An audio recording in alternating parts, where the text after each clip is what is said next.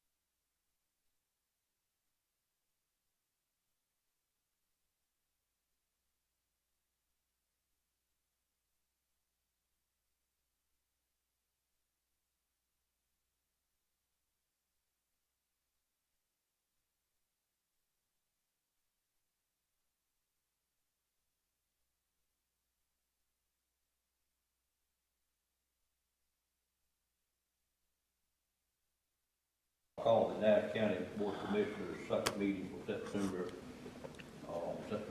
19th to order at this time. And I apologize, I've been just a couple of minutes late, had a couple of late add-ons to the agenda. And it's customary for us to begin each one of our meetings with a prayer by City Commissioner.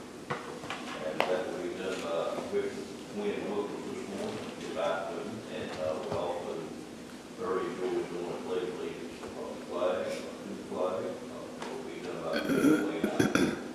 I'd also like to say if you're here this morning, this afternoon, and I will say morning all day, I apologize for that. You're welcome to use this time. We do a prayer by Commissioner. You have your own prayer. You're welcome to use for a moment of silence, whichever you so desire. And at this time, I would like for us to stand and have a moment of silence for the funeral of the Queen today, and know that that's one of America's long time dead allies that we've had that out on the side of Thank you.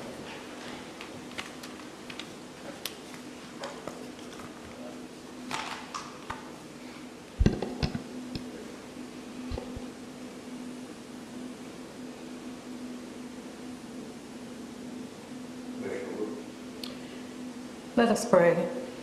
Dear God, thank you for your continuous presence in our lives.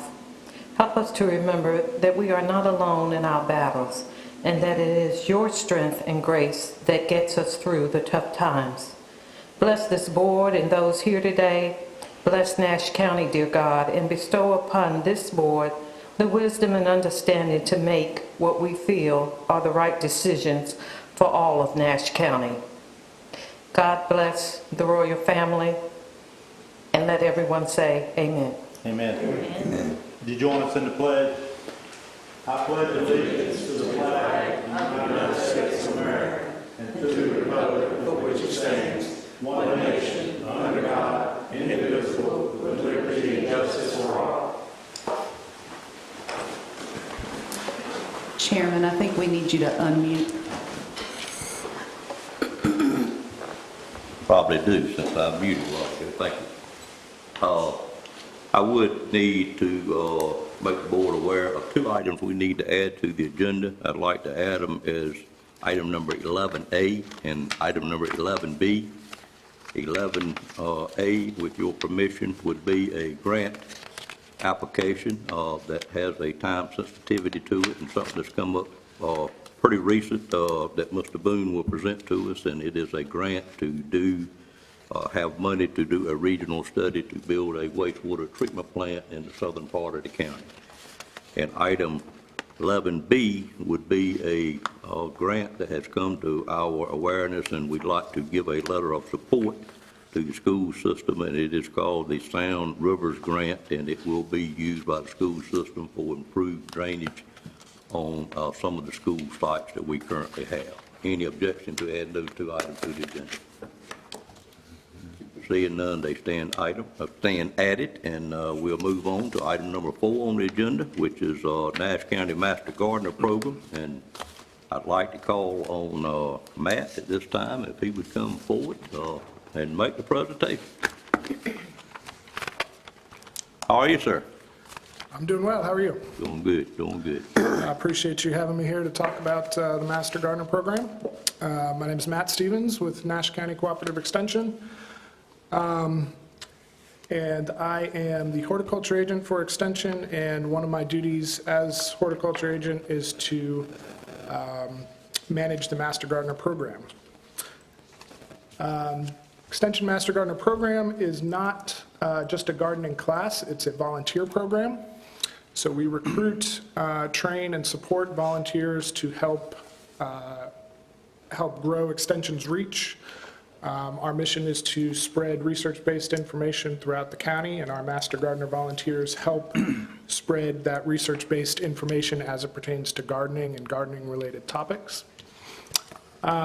So they essentially allow us to do our job better, to reach more people, more citizens of the county.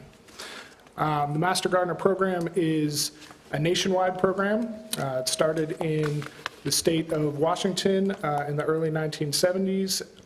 because the extension agents at that time were not able to reach the citizens in the way that they felt was necessary. So they recruited volunteers, trained them, and gave them the opportunity to share information with the public. North Carolina picked up on that program in the late 1970s, and it's now present in 82 counties across the state. It's administered at the state level at NC State University, and in those 82 counties, there's an extension person, typically the horticulture agent, but perhaps another member, staff member, who runs that program on the local level. Like all extension programs, we have these state guidelines that we follow, and then we tailor the programs based to the county needs. So each county is a little bit different in its population and issues and so forth, and as a result, each Master Gardener program is a little bit different. There's over 3,800 Master Gardeners across the state. Here in Nash County, we have 68 volunteers that are active.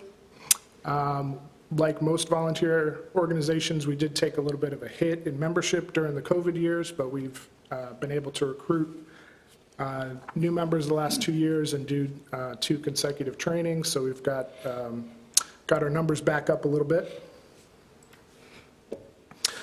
Snapshot of what the state program looks like. So we've got about 3,800 volunteers statewide. In 2001, had over 150,000 volunteer hours. The independent sector creates an annual estimate of the value of a volunteer hour. And current value of a volunteer hour is $29.95. So based on the number of volunteer hours and that valuation, we have a statewide impact of about $4.1 million. And we've reached over 70,000 North Carolina residents. And I'll share the local equivalent to those statistics in just a minute. Mission of the Master Gardener program is to teach people to select, place, and care for plants in an environmentally responsible manner. So, you know, sometimes people think that gardening or the Master Gardener program is just about making things look pretty in our landscapes, but it's really about making smart decisions. So we want people to buy plants that are suitable for our environment. We want them to care for them in an appropriate way. We want them to use fertilizers and chemicals responsibly, and we use our Master Gardeners to help spread that information. Outreach of the program, we work to teach youth, homeowners, and gardeners how to create and care for healthy lawns, productive gardens, and attractive landscapes while preserving our natural resources and protecting our environment. Some of the focus areas of the program are sustainable home food production. So we help people grow better vegetable gardens and take care of their fruit trees and vines and things like that, so that they can feed themselves with the products of those gardens. We work to make sure people are selecting proper plants for the growing conditions and local climate and local environment. We work to teach people correct pruning practices, fertilization, and pest management practices so that those plants that they select can thrive and maximize their productivity. We work to teach people water conservation for lawns and gardens so that we're good stewards of our natural resources. And we teach things like composting so that we can reuse products that come from the garden to grow better gardens for the future. Some focus areas for our training course. We've got about a 14-week course that we offer once a year, and so each week we cover one of these topics that you see listed. So we start with botany and work on down the line.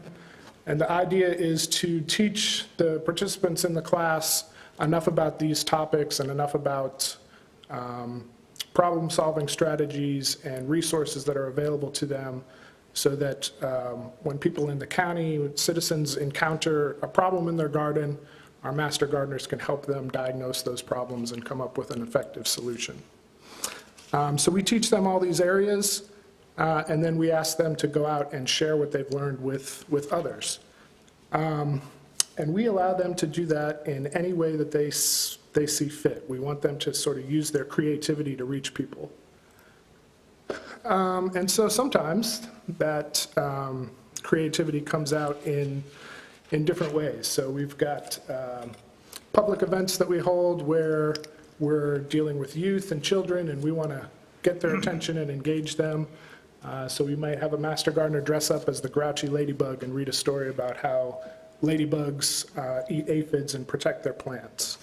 Or we might be having a tomato program, and so we've got master gardeners dressed up accordingly. So we've actually got the grouchy ladybug and the tomato queen here, so appreciate their service. So those pictures are meant to show the dedication that master gardeners have to the cause. If you prefer statistics to pictures, I have those as well. So the Master Gardener program has been active in Nash County since the year 2000, and in that time, our volunteers have committed over 41,697 volunteer hours. And using that same valuation from the independent sector, that equates to a value of $1,248,795 over that time period. So, if I've never told you how valuable you are to Nash County, that's the dollar figure that we've come up with. Among our 68 active volunteers, we have 49 volunteers who have been active for 5 or more years, 12 who have been active for 10 or more years, 4 who have been active for 20 or more years, 16 volunteers who've reached at least 500 volunteer hours, 6 who've reached 1,000 or more, and 1 volunteer who's passed the 2,000 hour mark. So our grouchy ladybug is one of our 20-year volunteers who's reached over 1,000 hours of volunteer time. And Tomato Queen has got over 5 years and 500 hours. So both very dedicated volunteers to the cause. Some things that the Master Gardeners do to deliver information to the public. So one is our Ask a Master Gardener booth. We typically do this at the Farmers Market in Rocky Mount. So weekly we have volunteers staffing the booth, and customers at the market can come and ask questions or bring plant samples for identification and that sort of thing. We occasionally also participate in events like the Blooming Festival or other county events where we offer the same type of service. We have an annual plant sale. Plant sale is a big fundraiser for our Master Gardeners, but it's also an educational event because we're providing information about the plants that we sell, and we're sort of curating plants that are suitable for the local climate and the local environment. And most of the plants that are sold there are present at the Arboretum, at the Ag Center. So when people come to shop for plants, we can show them exactly where they're growing and what they look like when they're mature, just by directing them to the grounds where they're planted. This year, our Master Gardeners are also participating in a statewide research project for a disease called basal downy mildew. This is a fungal disease that affects basil. There's several Master Gardeners that are growing 6 different varieties of basil and taking weekly measurements on the amount of disease present in those varieties. And we're also doing taste tests. So Master Gardeners are collecting all this data for scientific purposes. We have annual wreath making workshops, youth programs in cooperation with 4-H. And all of these are sort of geared towards getting usable information to the public.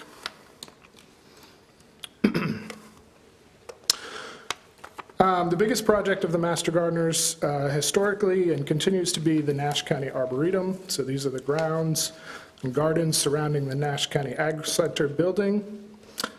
These gardens were almost entirely designed, planted, and maintained by the Master Gardener volunteers.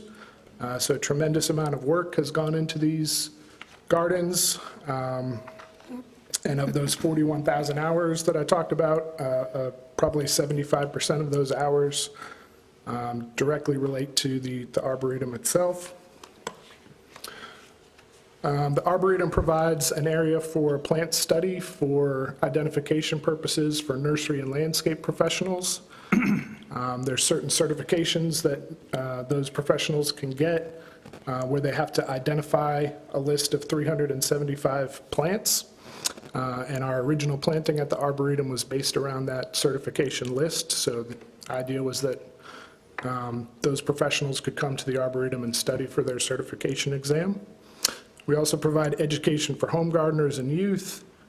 We provide opportunities for environmental education, community service. We've had lots of student groups and Eagle Scouts come and do projects at the Arboretum in the past. We, of course, use it extensively for our Master Gardener trainings. And beyond all the educational purposes, it's just a nice place to enjoy and relax. With Master Gardeners, we sort of have this model that I've mentioned already about teaching the volunteers something and then having them share that information. So I'll show you a couple examples of that. What you see here is what we call our 10-plant tours. So we offer a monthly tour of the Arboretum, but these tours are really intended to be classes. So it's not just walk around and look and see what looks pretty that day. You actually structure a class and kind of teach as you're walking around. So we pick 10 plants that share something in common, and during the course of that tour, we talk about that characteristic and those 10 plants. So in the top left, you see me teaching one of those tours, and you've got a couple people looking on. In the bottom left, you've got a Master Gardener teaching that tour. So they've taken the model that we created for them, and then they're taking the opportunity to share that information. And the same sort of thing's happening here. So this is our beekeeping area at the Arboretum. In the top left, we've got a few Master Gardeners creating that bee yard. They're putting the fence up, building the structure that the bee hive is going to go on. And then once that area was completed, we had Master Gardener volunteers who would tend to the bees that we had on site.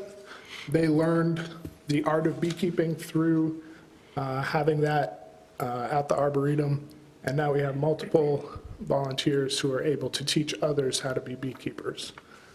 So you see Christine there teaching beekeeping at the Women in Ag program last fall, and you see Nelson teaching about beekeeping to students at a school program.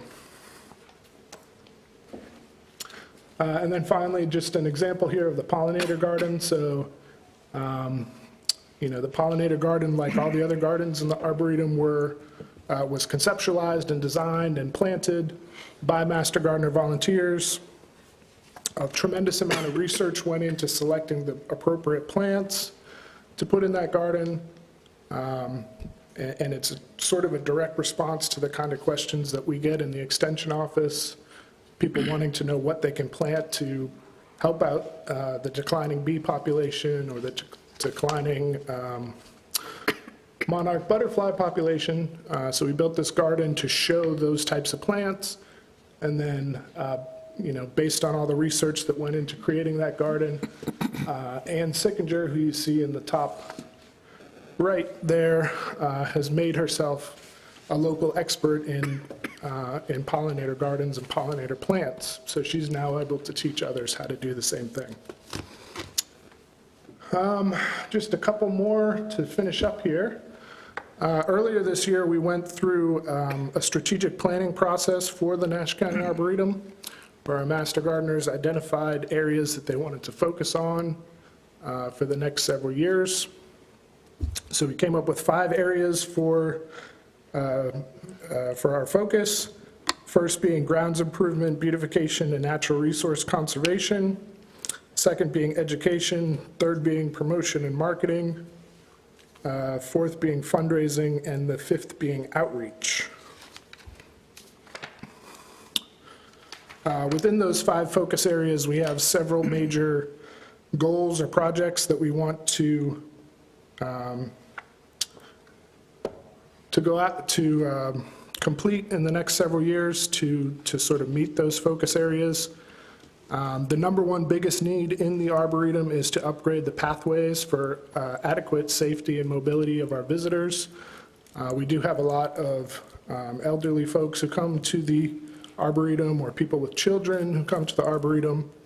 And frankly, a lot of our pathways through the gardens are in really rough shape, and it's difficult for people with strollers or walkers or canes to move around. And we actually had someone fall during a tour in March, which was a difficult thing for us to come to grips with. So the picture that you see there, we actually took up some paving stones that were in kind of a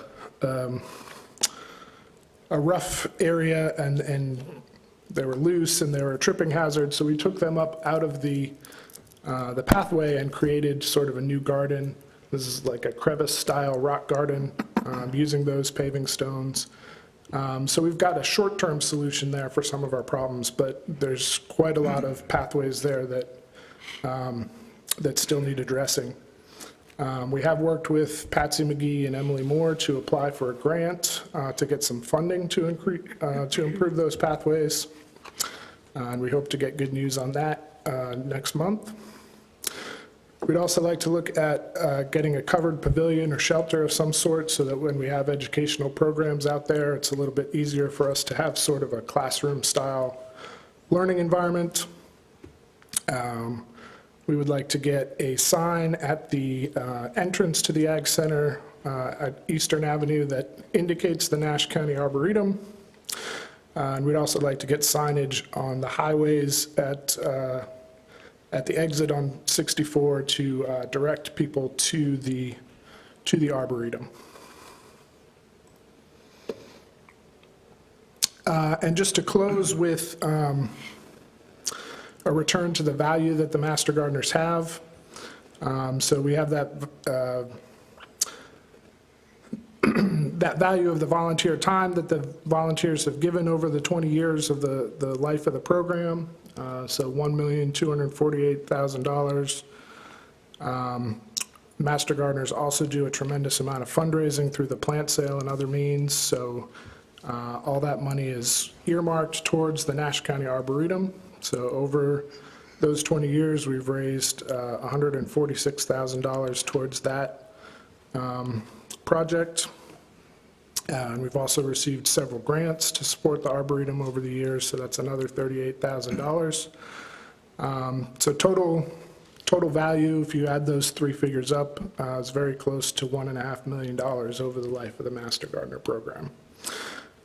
So I'm not here to ask for money by any means. I listed these projects that we are interested in doing. But we, are looking for grants and other funding opportunities for those projects. But I do want to show that the Master Gardeners bring a tremendous amount of value to the county in and of themselves. So with that, I don't have anything else to share with you, but if you have any other questions, I'd be happy to entertain those. Questions from commissioners? Yes. When is your next group start training to certify for Master Gardener? So we typically offer trainings in the late winter, early spring. So we typically start them around the 1st of February and run through the end of April. So we'll have one in that same time period next year. What's your max enrollees at one time? We've done the training for anywhere from 10 people to 20 people. So I'd go higher than 20, but we've typically been in that range, 10 to 20 per class. Is it 10 to 20? Yes. Can make it any larger? I would certainly take more than 20 students if we had that many apply in a given year. I saw that where you were talking about promotion. In other words, I assume you meant you're letting the public know that the Master Gardener program is available here in Nash County. Yes. And you should get a flood of interest on that. Well, I know you can't take so many at one time, but maybe a couple of times during the year. Of course, I know in the fall, you prefer the spring, starting late winter, early spring and go on. But have you looked at possibly maybe doing 2 a year? I haven't looked at doing 2 a year. I have done the class occasionally at different times of the year. I know so- it's time consuming Yeah. on your part to make all that preparation, but maybe some of the master gardeners could help you with that.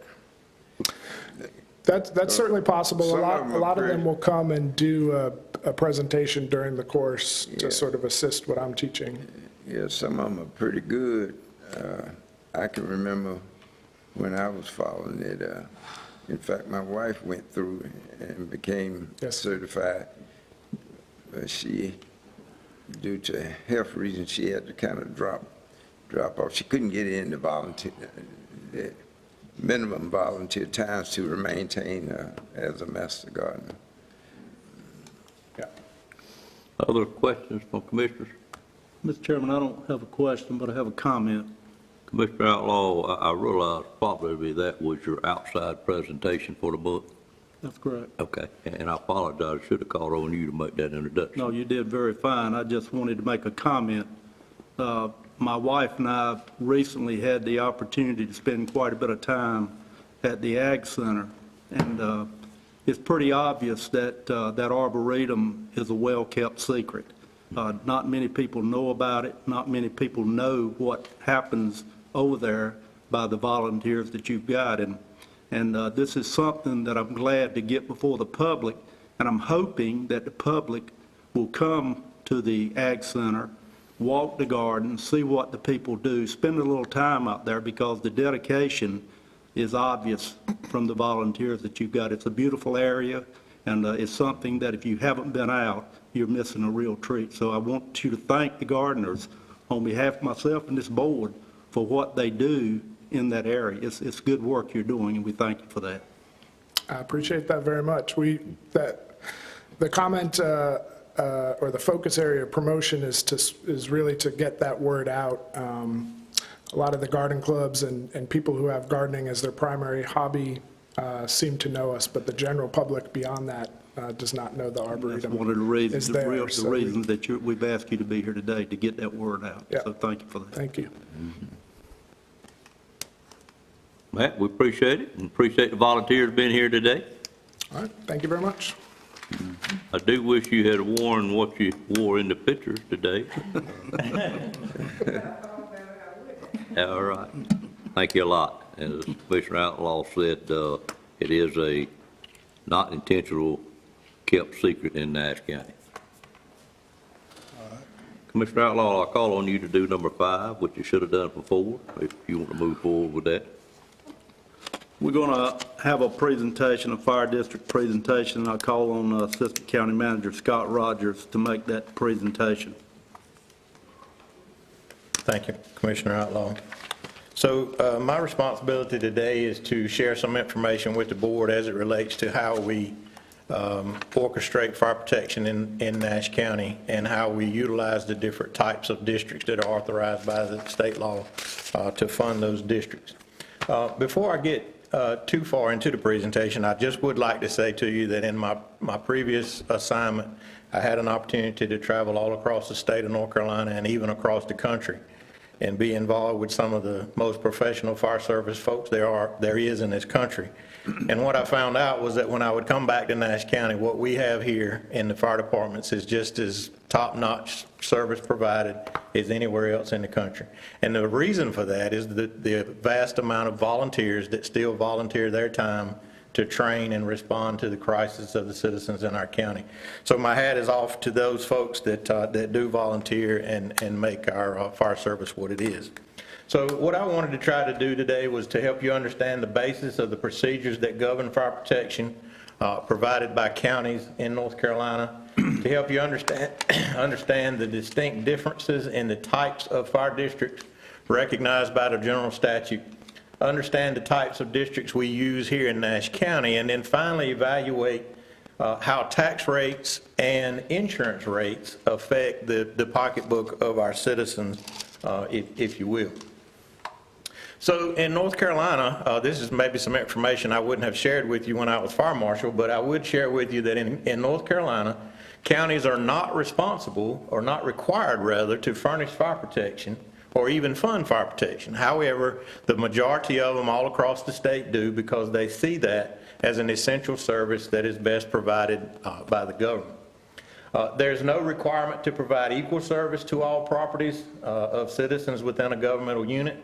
There can be higher levels of services in some areas.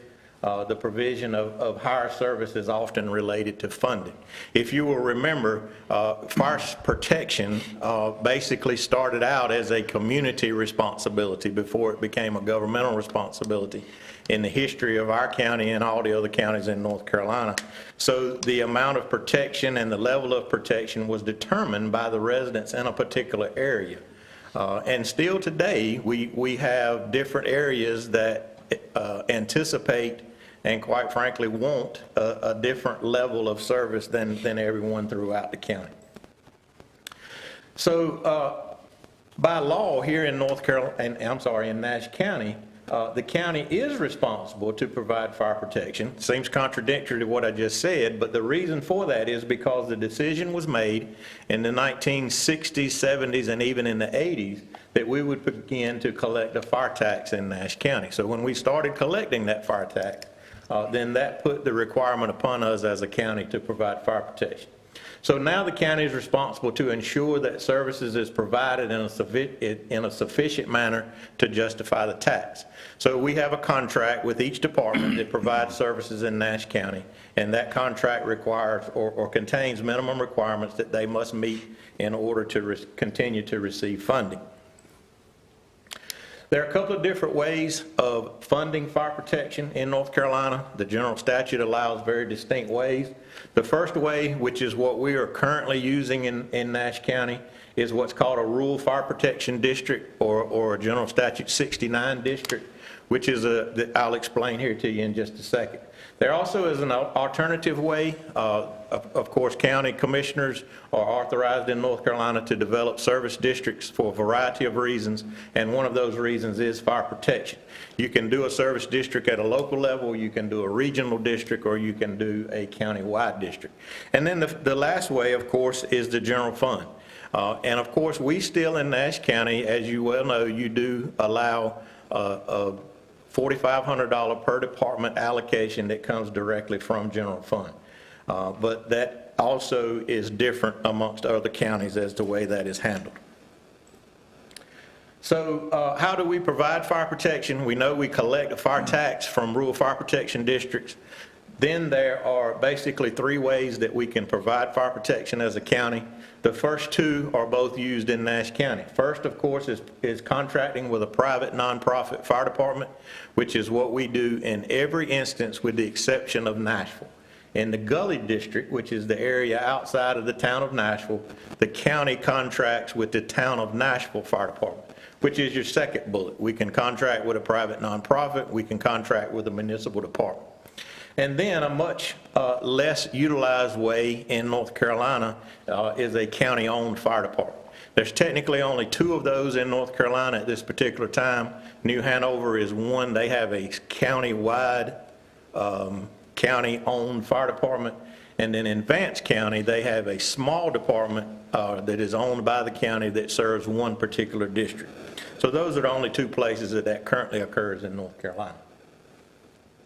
So if I might go back and explain the difference in the two types of funding districts that I mentioned, the first being the Rural Fire Protection District, or the 69 district, as I called it before, is authorized in 69.25. Counties are granted the authority to establish rural fire protection districts for the purpose of levying a special property tax to fund fire service provided in each district. These particular districts are an outside area, an area outside of a corporate limits with boundaries designated by a petition of 35% of the resident freeholders in that area.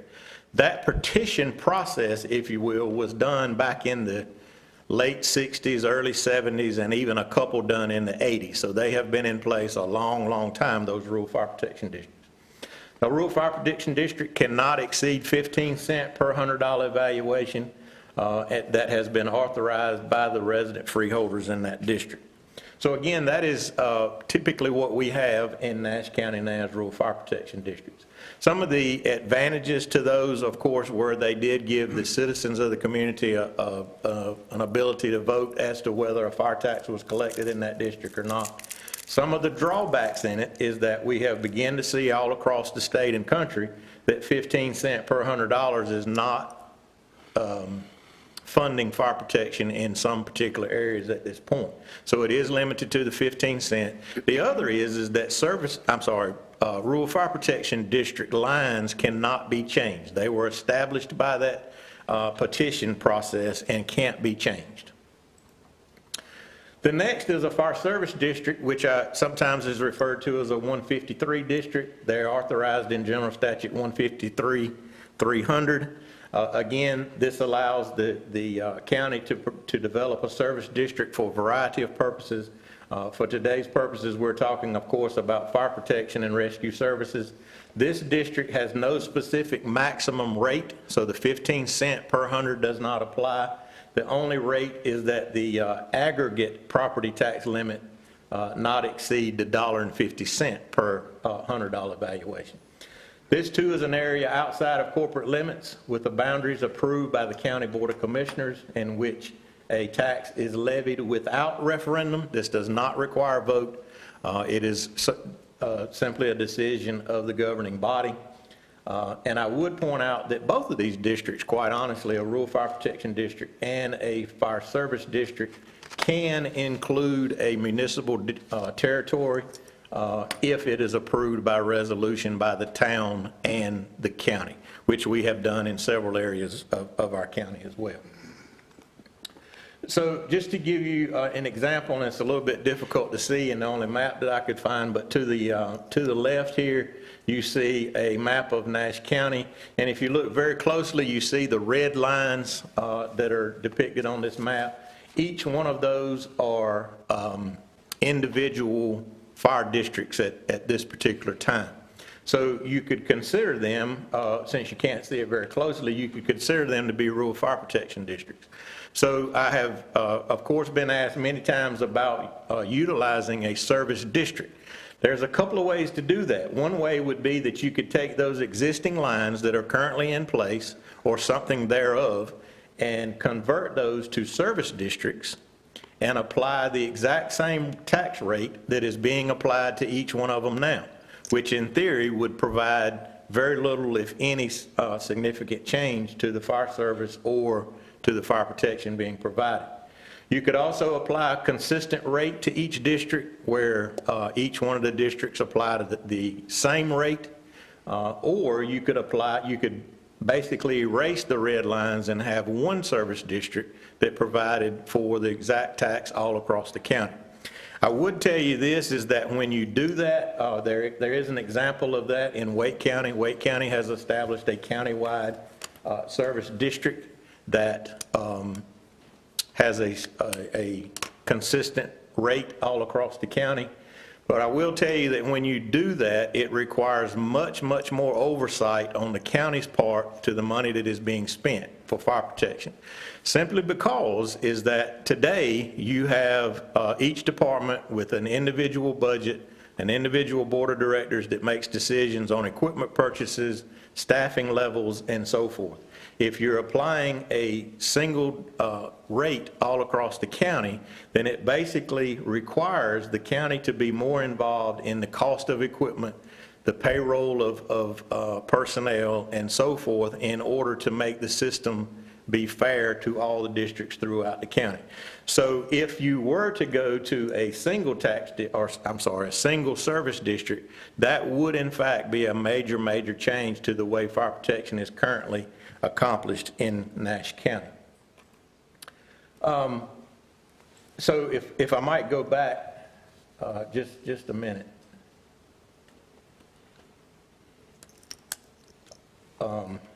maybe I can't. Thank you. So again, I just wanted to point out, using Wake County as a model of the countywide service district, that is a significant change, again, in the way we do business today. What I would also offer to you is that I personally believe that you will see some changes in fire protection, not only in Nash County, but all across the state in coming years. And when I say coming, I mean 5 to 10 years probably, because of the fact of diminishing volunteers and cost of equipment and other things. All across the state, there is a trend that is beginning of combining districts, merging districts. Of course, annexation in some parts of the state has changed the appearance of fire districts. So I do think there are some changes coming in the future. But again, and I think we're poised, ready for those changes in Nash County to a great degree. But again, there are several different ways to move to a service district, and those, of course, being applying that existing rate, applying a consistent rate, or applying a rate all across the county. So the last thing I'd like to share with you is to talk just a bit about fire insurance districts, which are totally different. If you haven't picked up on it, there's a theme in my presentation here that the word fire district is somewhat of a misnomer. A fire district, the word fire, or the two words of fire district, don't really describe a district in the way that we need it to. So is it a rural fire protection district? Is it a service district? Or is it an insurance district? So now I want to talk about insurance districts just a minute. Insurance districts are in addition to the taxing district. So the taxing district pays the bills. The insurance district is authorized by the county in order to determine the insurance classification of a property within that district. These are also outside of corporate limits, and these boundaries have to be approved by the Board of Commissioners for fire insurance purposes only. So we have to have established insurance districts, which we do in our county, for 9S inspection purposes, which means that the department is meeting the minimum requirements by the state to be a rated fire department. They have to have a rated insurance district, and of course we have rated insurance districts all across our county. You can rate districts at 5 miles, and you can rate districts at 6 miles. In a 6-mile rated territory, you can only, the best insurance rate you can receive is a 9. So we have some very, very small areas of 6-mile insurance districts in our county, but the vast majority is covered by 5-mile districts, which allow us to rate those districts at a number anywhere from 10 to 1. 1 being the best, kind of like your golf game, I guess, but 1 is the best rating. And of course, property owners receive a discount on their homeowner's insurance as it relates to what rated district they're in. For all practical purposes, a Class 6 is the best rating that a homeowner can realize. But again, a business owner or small business owner can enjoy a rate lower than a 6 if the fire department receives that rating. So just to kind of give you an idea of what that means, how that affects the county, I wanted to take you through a little short exercise here. I've picked a piece of property in our county. This particular piece of property is in the Red Oak tax district. So the current rate of tax on that property is 7 cents per hundred. And that property is also in the Red Oak Fire Insurance District, which currently carries a Class 6 rating. So I've got two pieces of, two forms here in front of you, one being a tax bill from Nash County for this particular property. So if you look on the left, and again, I know it's very small, but what you'll see is that at 7 cent rate, this particular property owner pays $226.27 in fire tax that is used to fund the Red Oak Fire District, okay? The next piece of literature I'd like to call your attention to is a homeowner's billing notice for this same property. And what you see here is that a year's worth of homeowner's insurance for this particular property costs $1,451, okay? So if you keep those two figures in mind, and I'll show it to you where it's a little easier to see on this next slide, What you see is that if you look at this house on this piece of property, being in a Class 6 territory, the homeowner's rate is $14.51, just like you see on that bill. If this particular district was a Class 10, in other words, it did not meet the minimum requirements, we did not have fire protection. So heaven forbid, the fire department said, you know what, $226 is not enough for us to be able to pay the bills, we got to shut down. Then that property would go to a Class 10 rating, right? The worst rating there is. If that were to occur, then that same property would then have to pay $2,292 per year in homeowners insurance. So what you see here is just by simply being in a Class 6 district, paying $226 in fire tax, this resident receives a reduction of $841, okay? Because again, the insurance would go up by that much, would it not be for the insurance district that department provides. So what you see here is that when it's all said and done, you've got an $841 reduction in homeowners, you pay your $226 in fire tax, you still realize a savings of $614.73. So again, the takeaway that I'd really like for you to have today is that the many, many volunteers in this county is what allows us to provide that service to the citizens in the county. So I also wouldn't want you to overlook the value of the service from saving lives and property. But again, today I was just illustrating to you the savings in actual dollars. So that's my presentation for you. I really wanted you to try and understand the difference between rural fire protection districts and service districts, but I'd be glad to answer any questions you may have. Questions of Scott at this time? Mr. Belfield? Yes, you were saying that fire districts are set pretty permanent, even if a municipality annexes in some of that fire district where it may be rural is still responsible for No, sir. If it covering is, that. it can be an established rural fire protection district, but annexation would supersede that. So you make a valid point. would supersede that? Yes, sir. Yeah, well, I didn't understand that when you, because I thought it would, but It would. I didn't mention hear it. annexation, but you're right. Insurance classification. Yes, sir. What factors are used to, for homeowners, the Okay. insurance classification in a particular fire district? Sure. So the Office of State Fire Marshal comes on a periodic basis and evaluates the fire district. They look at three things. They look at the ability of the communications center to receive and deliver fire alarms to the fire department. That's the first issue. The second issue is the fire department itself. How many engines do they have? How many tankers do they have? How many personnel do they have? How many training hours they have? Loose equipment, a variety of things.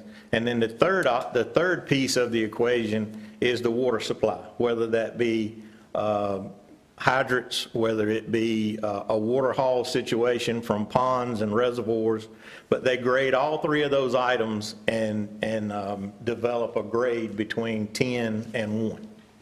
How often is that done? Is it done annually? No, sir, it's supposed to be done on a 5-year rotation. 5 years. But of course, it's behind because of COVID and other issues, staffing issues at the state level. Okay. Other questions? Mr. Arrington? So what's the average or the most in our volunteer fire districts are Class 6? I'm sorry now? How many are Class 6? Yeah, how many How many are sick? yeah. I don't know the specific number off. Do you know, Brent, right off the top of your head? Okay. The majority, we have maybe 3 that are less than a Class 6. In other words, higher than a Class 6 and a Class 7, 8, 9, somewhere in there. Okay.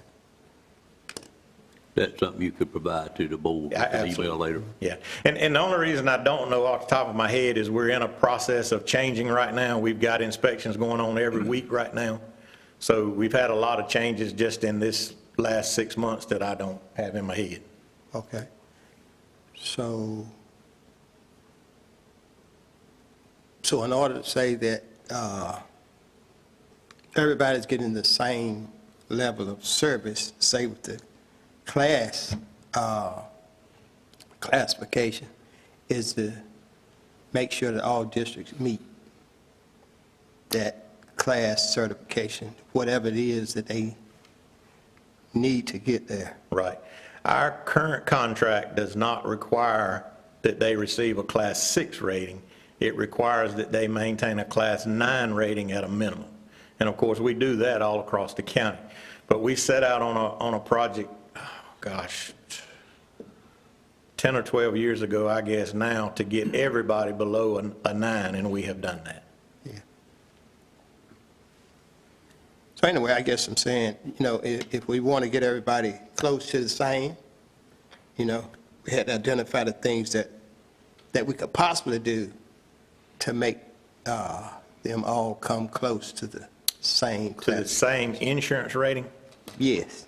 I would probably say that would be virtually impossible because of the fact that the insurance rate is always determined based on the fire flows in the district. So what I mean is you have a fire district that covers 2 or 3 schools. They got some big chicken house operations in their territory.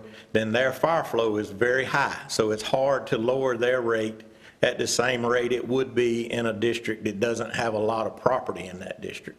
So it's kind of counterproductive because you need growth in order to fund the districts. But the more larger properties there are in a district, the more difficult it is to lower the insurance rating. But again, the goal in Nash County has been to get the majority of our departments to that Class 6. And I think we're awful close. We have 3 that are not a 6. Okay, yeah, 3 that are below a 6 or above a 6. Okay. Other questions? Scott, you may mention the rule lines cannot be changed after they were established, but some years ago, we did some changing somewhere down in the Silver Lake area. Was that to do with insurance districts and not fire districts? That's correct, yes. Okay. So what I mean by that is that you can't change the taxing authority of of those lines or those districts. So for insurance purposes, we can change those all we want. And of course, we do. When we build a new station, we have to change them. When we build a substation, we have to change them because of the travel distances between. But the rural fire protection district remains in existence. So a perfect example of that is there's still a very, very small Stony Creek rural fire protection district. Right. Now, you as a commissioner certainly have the choice of how you utilize the funds that are collected in that district. And you do, in my opinion, the perfect thing. You split that between the 2 fire departments that serve that existing area. Right. Yeah. So what we did down in that area, we took an area and took it from one station to a station outside of the district, if I remember right. And I probably don't remember right. But down in the Silver Lake area, somewhere in that area, we did something like How that. long ago are you talking? Probably 7 or 8 years ago. We actually took some district that was served by a department outside of Nash County and moved it into a district in Nash County because Bailey built a substation. That could have been well what it was. I think that's what it was. Okay, I think you're right. So it was served by a district outside That's of Nash correct. County. We moved it back in Nash County. That's correct. I got it, okay. Other questions, of Scott? Mr. Outlaw? I have none. Very good Thank you. presentation. Thank you, sir. All right, that was item number 5. We'll move to item number 6, which is Middlesex Corporate Center, our grant application. I'll call on Patsy McGee at this time. Good afternoon. Good afternoon. In your packet, you should find a memo, a resolution, and a map of Middlesex Corporate Parkway. which is primarily, Middlesex Corporate Parkway is primarily a gravel road that needs to be upgraded to provide access to a number of the economic development sites. Several economic development clients are committed or have considerable interest in locating within Middlesex Corporate Center, which would result in private investment and job creation. As a result, we request authorization to submit a grant application to the North Carolina Department of Transportation Economic Development Program to complete construction of Middlesex Corporate Parkway. The total cost of Phase 2 of construction in Middlesex Corporate Center, which includes road and sewer improvements, is projected to be $2,741,640 at this time. Golden Leaf has committed $500,000 for sewer improvements, and the North Carolina Department of Commerce Industrial Development Fund has committed $1,681,230 for sewer and road improvements. We're applying to NCDOT for $400,000 in EDP funds, and the remainder of the project would be funded with county funds. Our recommendation is to affirm and ratify the resolution in your packet. Questions from Ms. McGee on this item?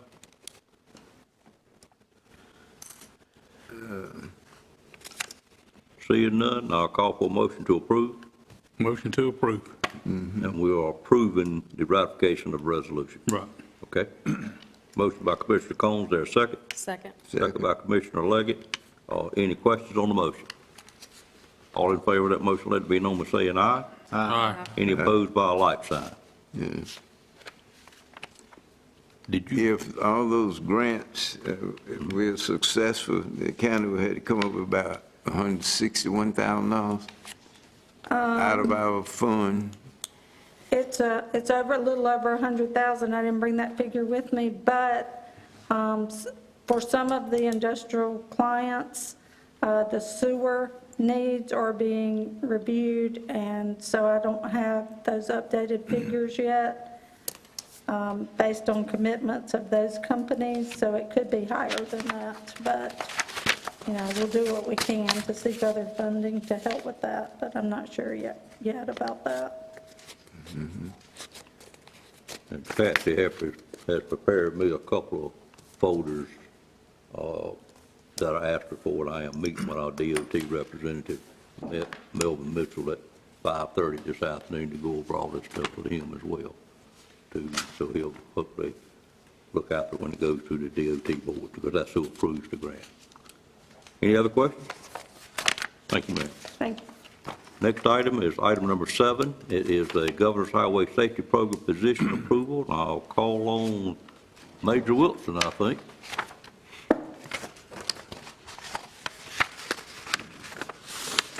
Good afternoon, sir. Good afternoon, sir. Good afternoon, board. Thank y'all for having me. Give me an opportunity to talk about the Governor's Highway Safety Grant. In Nash County, we are actually, the county itself ranks 11th in fatalities over the last 5 years, and 19th in total collisions. And when we look at young drivers killed, we're ranked 18th in the state, and also 12th in alcohol-related fatalities throughout the entire state. So with that, we previously had 2 members assigned to the Governor's Highway Safety Program. That grant ended. We maintained those individuals for 1 year, like the grant had asked that we do. We looked at all the calls that we get for service. We have citizen complaints, if not daily, weekly, of concerns about speeding. We have traffic safety presentations, different things that we would like for people to be able to do and take care of. And in order to accomplish those and try to help reduce the fatalities and the overall injuries in Nash County, we have sought to see if we could obtain 4 members instead of 2 for the Governor's Highway Safety Program, and we have been awarded 4 if the board will approve it and if the county will approve it. So with that being the case, basically the cost for the next fiscal year, the total amount of the project, they pay for the first year 85%, and the county pays 15%. And that's for personnel costs. That's also for the vehicles and the things that go in the vehicles, the cameras, radios, the outfitting of the cars itself. So the total cost for the first year would be $478,000 for everything, and the county's part of it would be $71,000. When I looked at that, because our fiscal year ends at the end of June, the total amount out of this year's budget would be $62,000, $62,354 that would be needed from the county to outfit 4 members for the, and that would be the 4 members for this position. Over the total life, because it would be a 3-year plan, and each year we have to apply for it, and if they approve it, then we would get it for 2 more additional years. If that was the case, it would be 75-25 on, at that point, it's just salary for the second year and 50-50 on the third year. So the total for 3 years that the county would pay to have 4 additional deputies on the highway to be able to do these other things that our other deputies are having to respond to citizen complaints and these other projects that go on. The total amount over 3 years that the county would pay would be $261,000, and the federal part of it, they would pay $723,000. So in essence, by obtaining 4 additional members, the federal government would pay the county $723,000 of those salaries and of that equipment over the 3 years. What we're asking for is these 4 deputies be allowed for the grant. I've already presented information to our county manager for her to look at as well, and so I have some paperwork I'll be glad to give to the board for you to look at. It's the resolution, and Chairman Davis, this is something that would need to be signed by you as a member of the board if y'all approve this. And I would like to give this to you, if I may approach and hand it to you. Give it to the clerk, if you would, Al.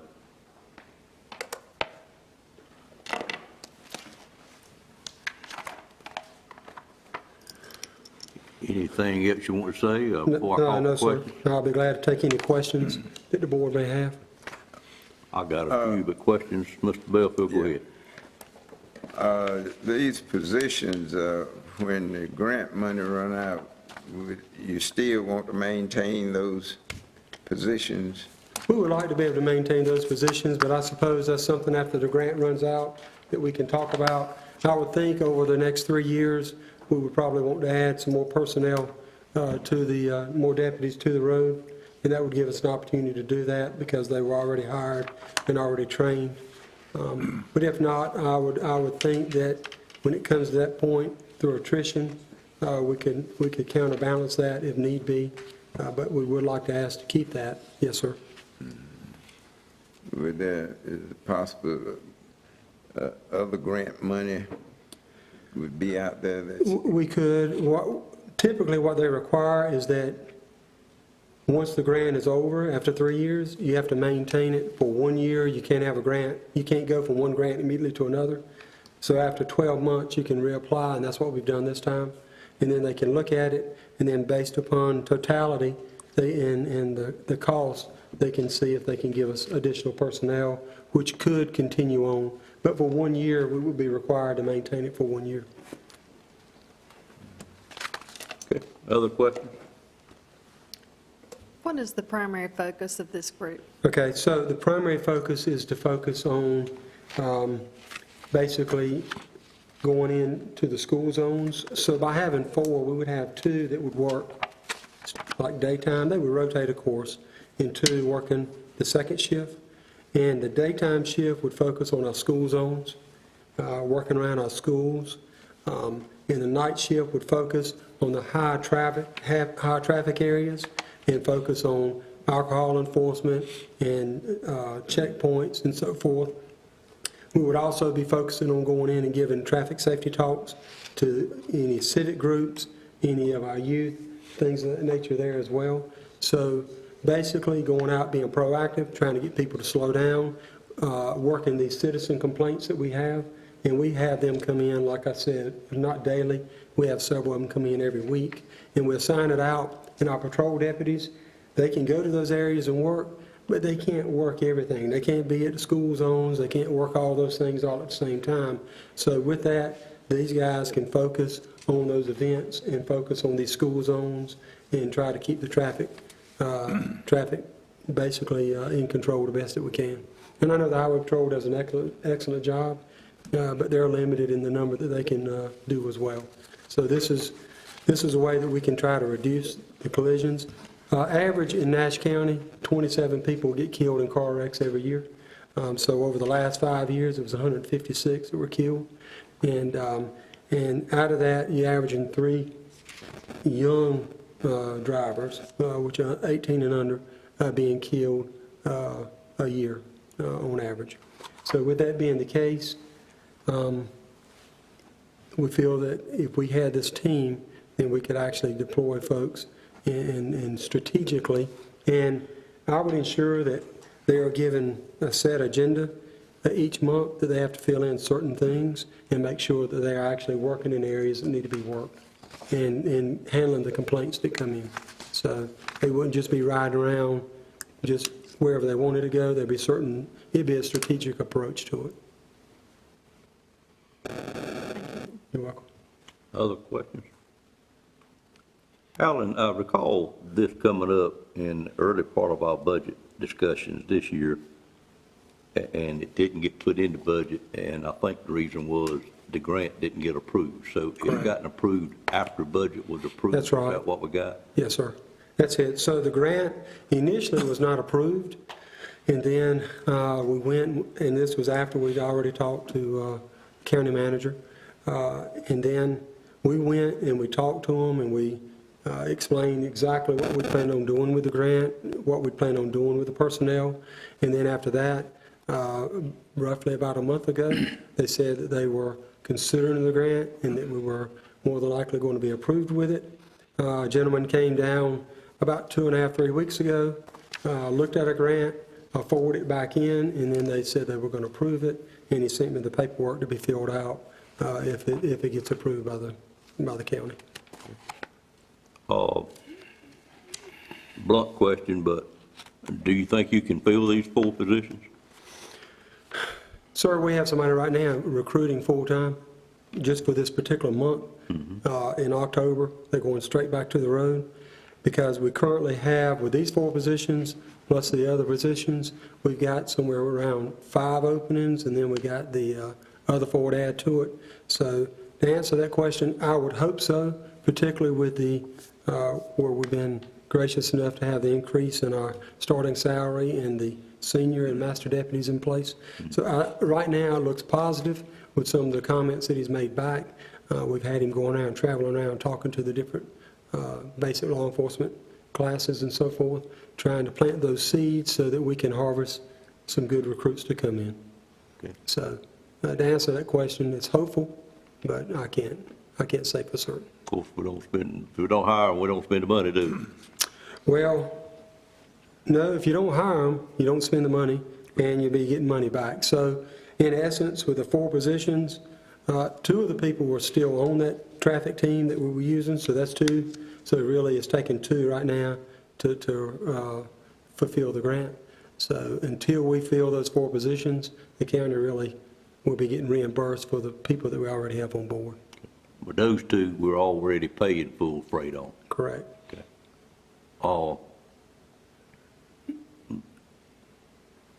And so in essence, I guess, answer Mr. Bellfield's question.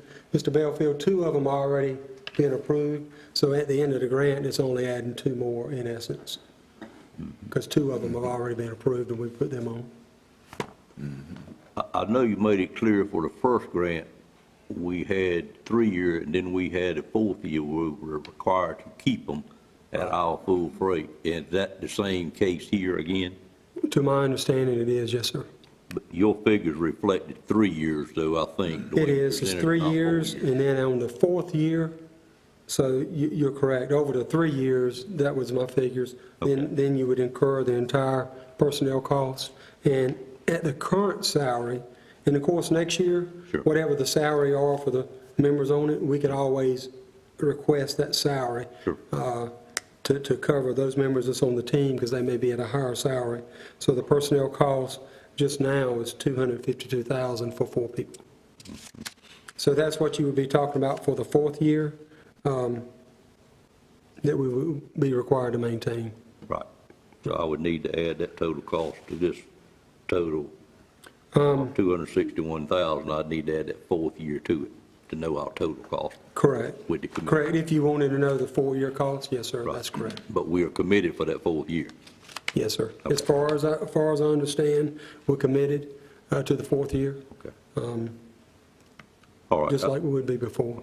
I think my last question is probably for the manager, or this request is for us to approve the request. So have you blessed it, and have we got the money to pay it with? Yes, sir. And Major Wilson and I have met and gone through the grant requirements, have gone through the budget, and have agreed that at this point in time, there's not going to be a request for a budget amendment. We were going to work with our existing budget that's in place. Hopefully, we'll be able to finish out the year without adding to that. Feel pretty confident about that. But yes, I do approve this request. And Mr. Chairman, I may add, each year, when we apply for the 2nd year and the 3rd year, I have to come back before you and ask the very same thing. And if the budget doesn't allow for that at that point, then the county would have the option of saying, we're not going to move forward with the 2nd or 3rd year if the budget didn't allow. You know it's going to get harder each year, right? What's that? You know it's going to be more difficult each year because your percentage goes up. Our percentage goes up. Oh, yes, sir. I'm somewhat kidding Yes, with sir. you, sir. Yes, sir. Yeah, it goes to 25% and then 50%. While the manager's talking, why is the lady in the back shaking her head? I'm kidding.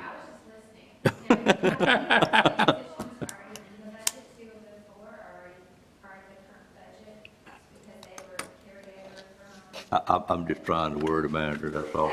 Don't pay me no mind. Thank you. Any more questions? If not, I'd entertain a motion for approval or denial. Have a motion by Commissioner Wilkins, second by Commissioner Combs. Any questions on the motion? All in favor of the motion, let it be known by saying aye. Aye. Any opposed by a like sign. Motion carries, sir. All right, thank you very much. Let me make one statement since you were here. Yesterday, I happened to have to work at Red Oak Park for a little while doing some staking and witnessed one of your deputies in full uniform playing basketball with a young man. I don't know whether she was on duty with us or on duty for the town of Red Oak. One or the other, I'm sure. But I just felt, listening to her from where I was working, that I could hear what was said on both sides, and seemed like a very excellent way, because we've had some issues there on that basketball court in some time back, but it was an excellent way for her to be engaged with those young men playing basketball, and I think I got close enough to see her badge, maybe said Brandy Burden, possibly. Does that ring a bell? Yes, sir. Okay. But I was just very impressed that she was doing that in full uniform and engaged with the people out there.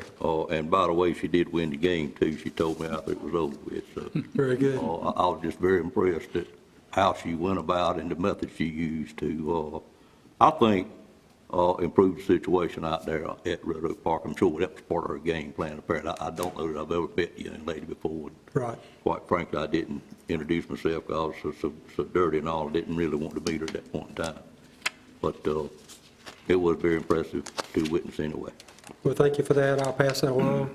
And You don't need to do that. I was actually telling you, quite frankly, whatever you want to do. Is fine. yes, sir. I would like to let her know that that made a difference in what you saw, and I appreciate that and appreciate her efforts. Well, it really made a difference in the young man, because I spoke to him a minute after she left, and he was very impressed himself. Good. Thank you, Very sir. well. All right, thank you. Thank you. Next item on the agenda is item number 8, which is a fireworks permit approval, and I'll call on Brent Fisher at this time. Okay. Good afternoon. Good evening, sir. Sounds good, thank Good evening. You look like a lawyer sitting back there. I was wondering who you were there for. Taking it all in. Yes, sir. So I have before you approval of a fireworks display permit. The Nash County Fire Marshal's Office has received a permit application to conduct a fireworks display at an event on October 1st, 2022 at the 50th Annual Spring Hope Pumpkin Festival in Spring Hope, North Carolina. The operational permit requester is the contractor Kevin Wetzel of Wetzel Pyrotechnics of 125 Eagleton Circle, Moyock, North Carolina. The permit application and accompanying documents are in order, and a copy of the insurance bond with Nash County as an additional insured is attached. North Carolina General Statute 14-410 requires the Board of Commissioners give approval prior to the fire marshal issuing the permit. And the Nash County Fire Marshal's Office recommends approval of the operational permit for Kevin Wetzel doing business as Wetzel Pyrotechnics. Questions from the board? Seeing none, entertain a motion for approval of the request. Move for approval. Moved by Commissioner Belfield, second by Commissioner Leggett. Questions on that motion? All in favor of the motion, let it be known by saying aye. Aye. Any opposed by a like sign? Motion carries. Thank you, sir. Thank you. Thank y'all. Item number 9 is debris removal stream flow rehabilitation program grant project. I'll call on Ms. Wood at this time to make the request. Good afternoon, ma'am. Good afternoon. Are you trying to get me in trouble with the county manager? Always have a tendency to try that and leave. The first item, as you indicated, is the Stream Flow Rehabilitation Program Grant Project Ordinance. The North Carolina Department of Agriculture and Consumer Services, Division of Soil and Water Conservation, has offered a debris removal grant contract totaling $254,569 to Nash County for debris removal in Swift Creek. This grant is referred to as Stream Flow Rehabilitation Assistance Program. And as part of this debris removal, the debris will need to be cabled, mulched, or chipped away from the floodplain. The action that I'm requesting from the board is if the commissioners are in agreement with the grant, to accept the grant, giving the county manager the authority to sign and accept the terms of the agreement. And after that, I have a grant project ordinance attached, and I'm requesting approval of the grant project ordinance. Okay, questions from Commissioner on this request?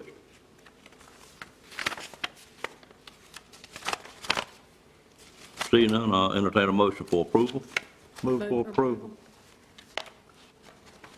Moved by Commissioner Outlaw, second by Commissioner Leggett. Any questions on this item? I guess this is pretty similar to what we've been doing all along. It is. We will have to do, we will have to put out this one for bid. It's a different type, so this one will go out to bid. Different type being in method or different type in monies? I believe it's a different method and also a little bit the different source of funding. So where we were adding on before and using the same agreement, this one we have to do separately. Okay, all right. Any questions on the motion? All in Is favor? this going to be administered by the Nash Soil and Water Conservation? It is. They're going to be in charge of it? Yes, sir. I think they have all of them, Mr. Belfield. I think they have on all of them. Well, Other questions? nope.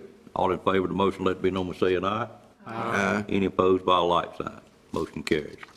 And your general fund grant project ordinance number 10? Okay, so Nash County has been awarded $775,000 from the North Carolina Office of State Budget and Management General Fund as listed in the 2022 Appropriations Act. The agreement is effective July 1st, 2022 and terminates June 30th, 2024.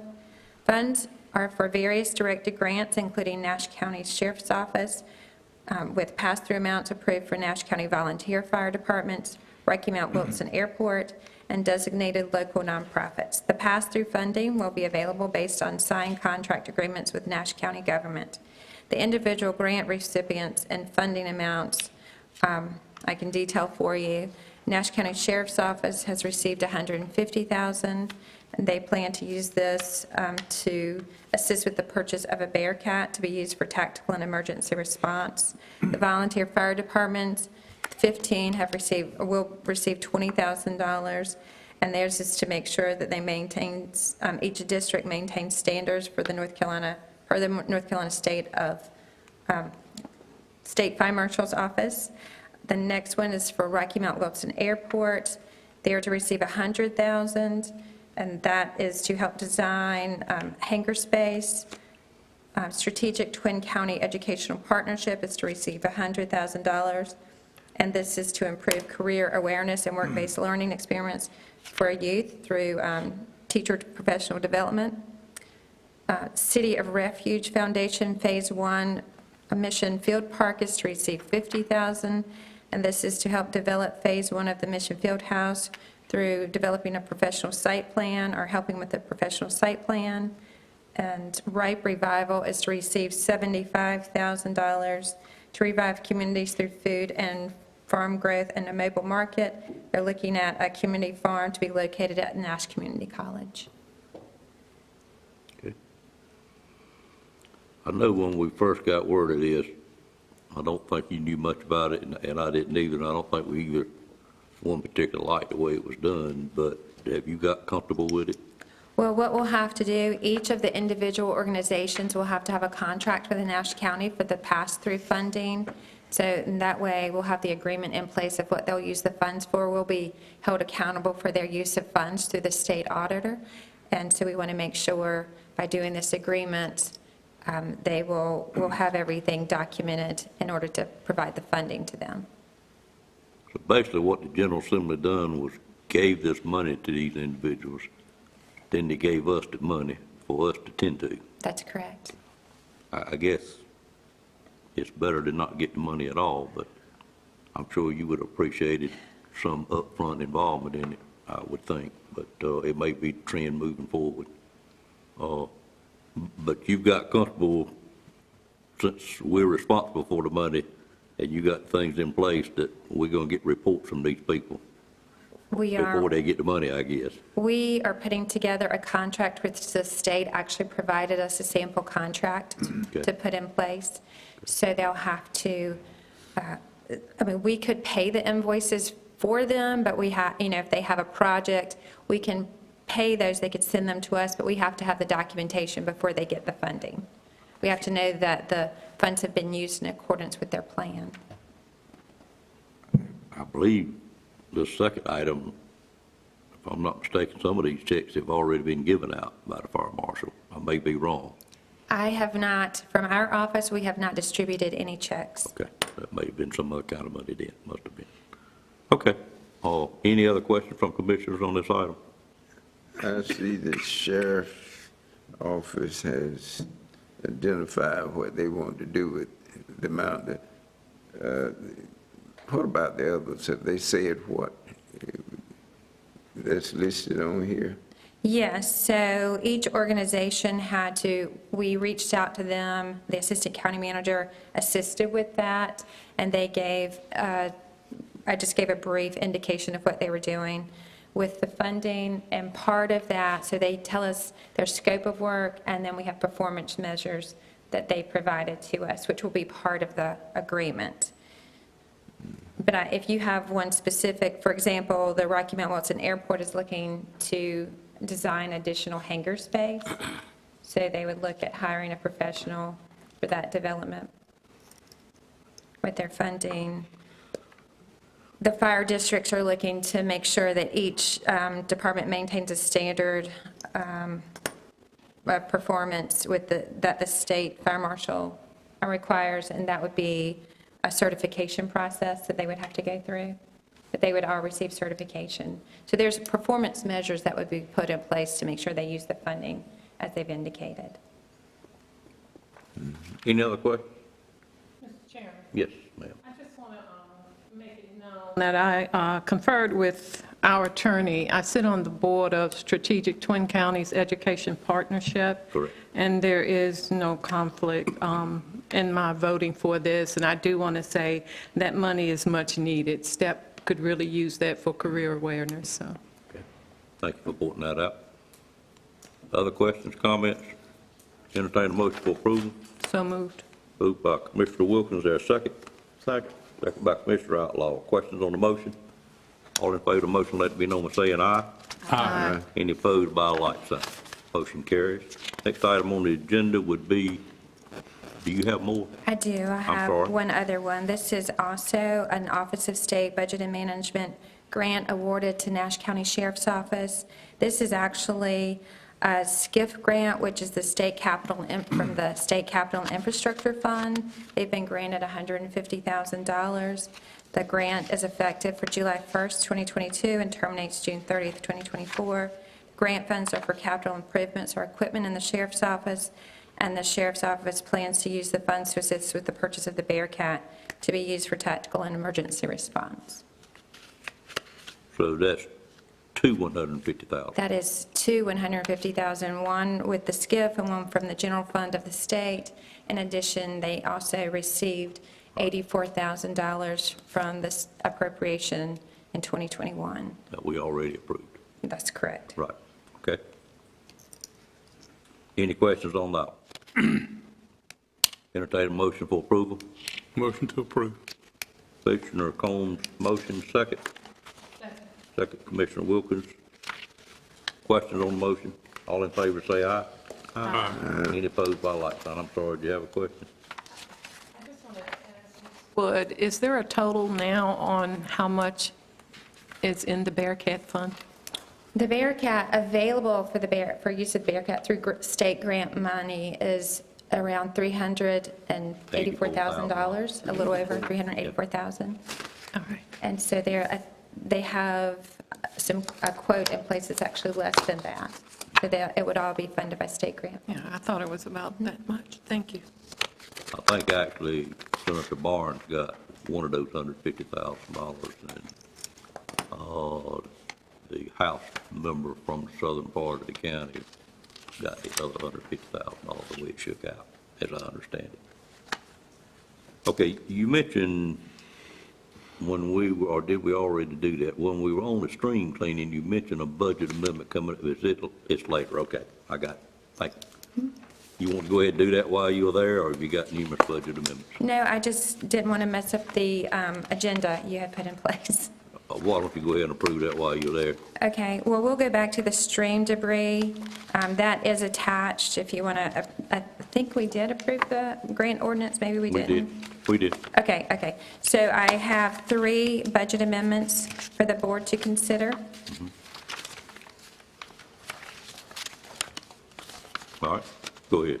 Okay, the first one is with senior services. Additional HCCBG funding was received from the Upper Coastal Plain Council of Government after June 30th, 2022 for the fiscal year 2022 program funding. This budget amendment is presented to budget the additional funds and allocations to the agencies. It's an additional $22,287. No county funds are required. The Sheriff's Office, this next item is with the Sheriff's Office. This budget amendment is to reappropriate Nash County's portion of a joint grant application with the City of Rocky Mount for the 2021 Justice Assistance Grant. It's $15,564. No county funds are required. And the last item I have is with the Revaluation Fund. This amendment is to budget additional funds to cover contracted services for fiscal year 2023 with Pioneer Appraisal. Pioneer Appraisal began the revaluation process for Nash County during the current fiscal year and will be billing us monthly. During our original budget, we budgeted $200,000 just for the current fiscal year, but we need to add on to that. The anticipated expenditures for the current fiscal year are $632,059. And this will cover, the $432,059 will cover those expenses for the current year. And all of that is currently available in the revaluation fund balance. Okay. And we already approved that contract with the That is firm. correct. Okay, gotcha. All right, any questions on the 3 budget amendments? Entertain a motion for approval. So moved. Moved by Commissioner Outlaw, second by Commissioner Belfield. Questions on the motion? All in favor of that motion, let it be known by saying aye. Aye. Any opposed by a like sign. Motion carries as well. Thank you, ma'am. Thank you. Next item on the agenda is the added item 11A, which is a grant for the Southern Nash Regional Wastewater Treatment Plant Study. I'll call on Mr. Boone at this time. Good afternoon, sir. Good afternoon. First of all, I want to say I appreciate the board's flexibility, being willing to consider amending the agenda to include this item. The resolution that you have in front of you is basically a resolution of support for a grant application to the North Carolina Department of Environmental Quality for a planning grant to assist the county and the towns of Bailey and Middlesex with evaluating the feasibility, although we're already kind of in the midst of a feasibility stage, looking at alternatives that would go into a greater level of detail for a regional wastewater plant to serve the southern part of Nash County. And in order to provide you a little context, you may recall that the county previously applied for a grant, a merger, regionalization, and feasibility study grant to look at this very issue. And in a nutshell, the intent of the study was to look at near-term, mid-term, and long-term strategies to address wastewater needs in the southern part of Nash County. And I think the board is aware of some of the challenges that we face in that area, particularly the towns that face in that area, more so maybe the town of Bailey than the town of Middlesex. But we received that grant. We applied for it in the fall. We received it, I believe it was in late winter. We actually kicked off the work on the merger, regionalization, and feasibility study, MRF for short, which is much easier to say. In late April, we've been working on that for the better part of 5 months. And again, the strategy there is to look at near-term, mid-term, long-term strategies to address wastewater needs in the southern part of the county. Certainly a regional wastewater plant would be one of the longer-term strategies just because the amount of planning, permitting, and investment that will be required to pursue such a plant. So this grant would be anticipated, the grant application will be for $400,000. That would look into that issue in a greater degree of detail. So we've looked at it kind of conceptually as part of our MRF study, but working hand in hand with the state from a permitting perspective, if the county and the towns, and we've also had some engagement with the town of Spring Hope about this issue, if those partners were to move forward, where would be the best location, and what will be the cost involved, and you would have to look at management structure if it is a partnership.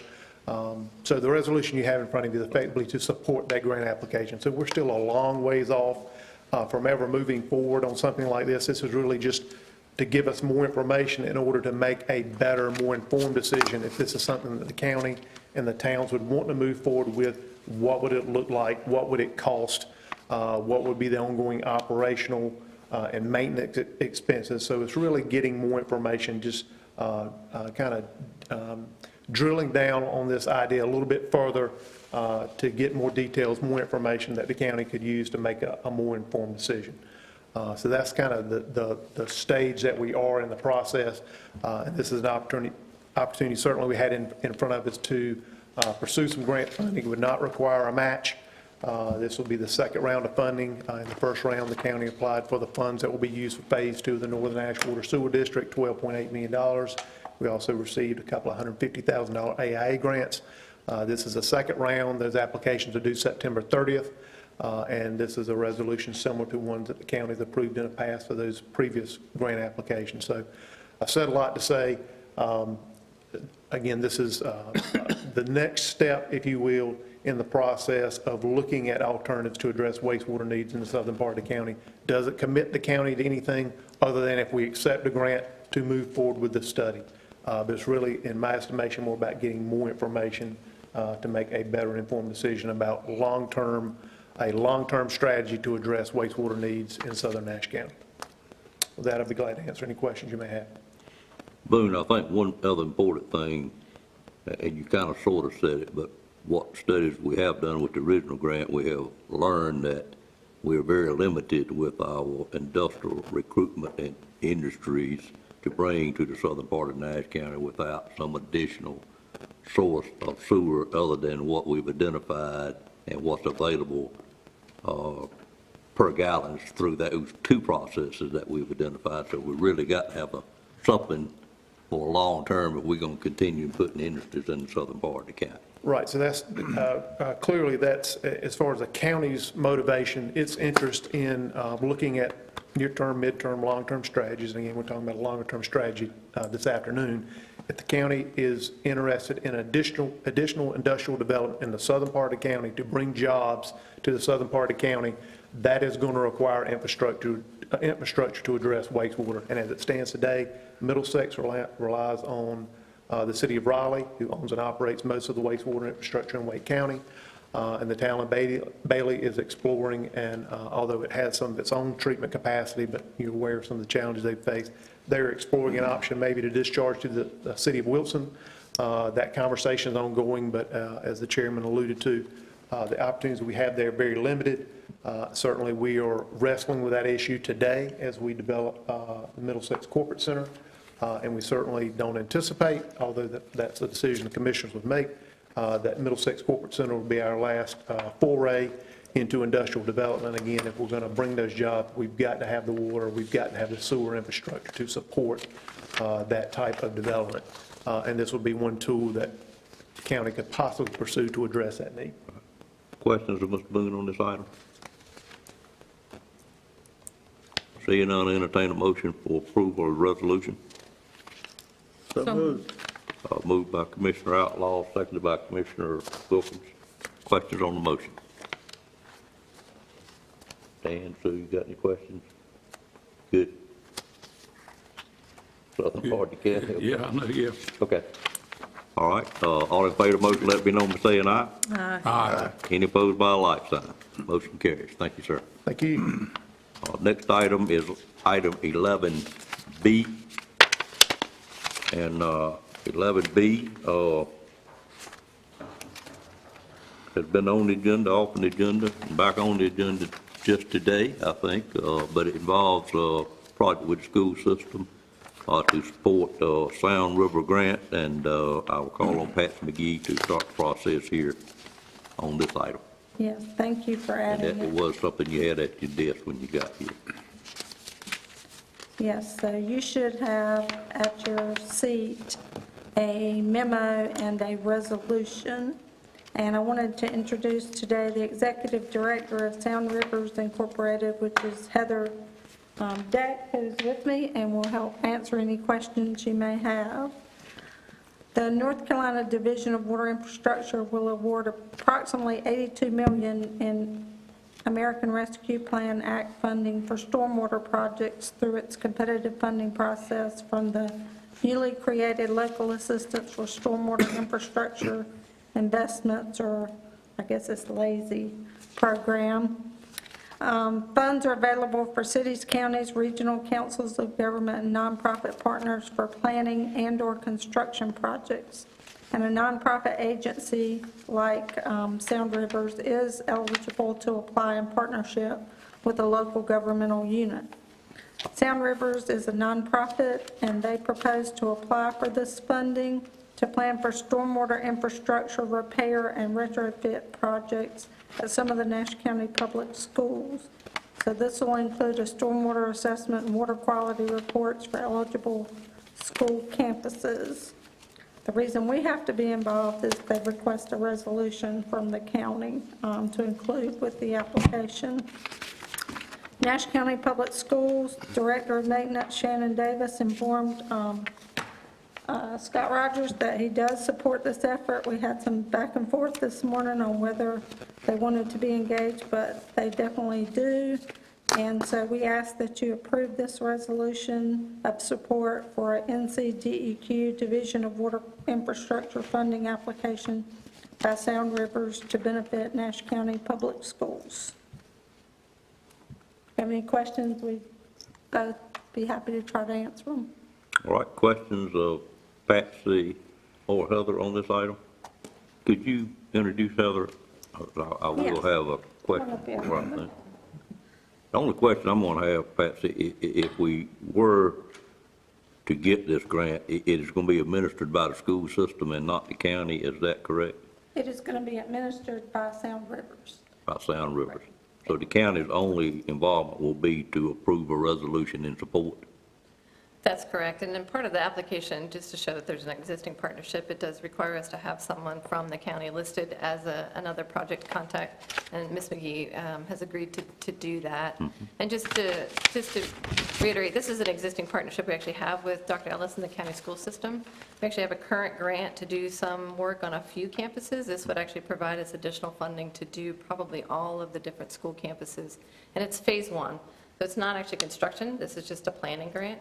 It's actually to provide assessments and find areas where we can do some improvements for stormwater, areas where they may have flooding or they may have erosion or things, and we bring in engineers to do that. And so it is an existing partnership, and this was an opportunity that came up for us to go ahead and apply for funding to expand the current program. What is the grant amount? Or do we know? It'll What are we approximately applying? be, well, just like the gentleman before, the application is due the end of the month, and we're going to provide a draft before we would ever apply for folks, but it's going to be in the order of about $100,000. When I looked up support of Sound Rivers, I saw something, you have done some work for Nash Community College? That's correct. Okay, Yep. could you tell us, I think I know what that is, but would you tell us what it is so the board would be familiar with it? It's a very similar, so that was phase two of this existing program. We work with over 24 schools, both K through 12 schools and community colleges, to do this very project. It's a campus stormwater program. So at Nash County, we produced a report that provided opportunities to improve some of their stormwater. So in part, it's to repair some existing problems. So we did a big, long swale project. If you drive in on one of the main ways, you saw that they had some severe erosion that was near the roadway. And we got grant funding, and so Sound Rivers works as a nonprofit, and it's all grant funded to repair that swale. Also near one of the main buildings in the front, we put in a bioretention cell, which is essentially That's an what I engineered rain garden. And we actually did a few of those. And then we also installed about 17,000 gallons of cisterns, sort of rainwater harvesting that their facilities crew now uses. So they actually use rainwater to then irrigate most of their plants across the community college so that they don't have to use water, and that can save money over time. What was the word you called that again? There's cisterns or rainwater harvesting. It's basically a big, I think some of them are in the order of 2,500 to 5,000 gallon tanks that are connected to the storm drains on the buildings that capture rainwater that can then be reused for things like irrigation. You're going to make me go back and study some more. Yeah, we actually completed one at Epiphany School in New Bern that irrigates their ball fields now, so they can use rainwater to irrigate their. And you collected in underground tanks? These are actually above ground. Those were above ground, okay. Yeah. All right. Yeah. Any other questions on this item? I got one. Yes, sir. Does this repair and retrofit apply to all the schools? As far as And if not, which schools are you specifically targeting? Right. It's, part of this is in conversation with Dr. Ellis and with Mr. Davis about which schools that they think are in most need. There is probably enough funding to do all of them, and again, this is just a planning report. Well, you said this is like phase one? Yes, yeah. And so the whole point of this is to not only provide recommendations on ways that they can improve, but also provide opportunities for retrofits that actually can also improve water quality. In other words, rainwater harvesting is one way, doing the rain gardens is another. But essentially, this report will be a way to have shovel-ready projects to go after future grant funding if the schools so desire to do that.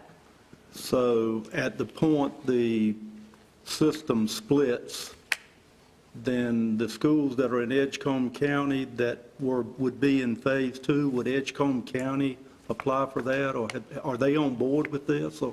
So this is just for the Nash County schools with the superintendent here. Well, we have schools in Edgecombe County. Okay, then I think at this point, we would probably work out, we could work with the Division of Water Infrastructure to answer that I just don't want to question. get something started that once we split, that Edgecombe County is not aware that they would be picking up potentially a subsequent phase. Right, and again, this is not really, I don't know if you have anything you want to respond. This is not in any way requiring any type of future construction or anything that's required.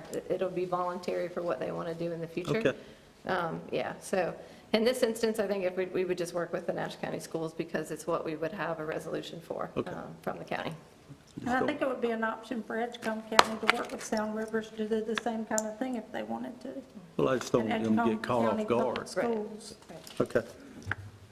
I think, Heather, what you need to leave here with is the thought that there are 4 schools in Nash County school systems that will most likely not be in there 2 years from now. Gotcha. So if you'll get those identified and keep that in mind. We will do that. Thank you for that information. Sure.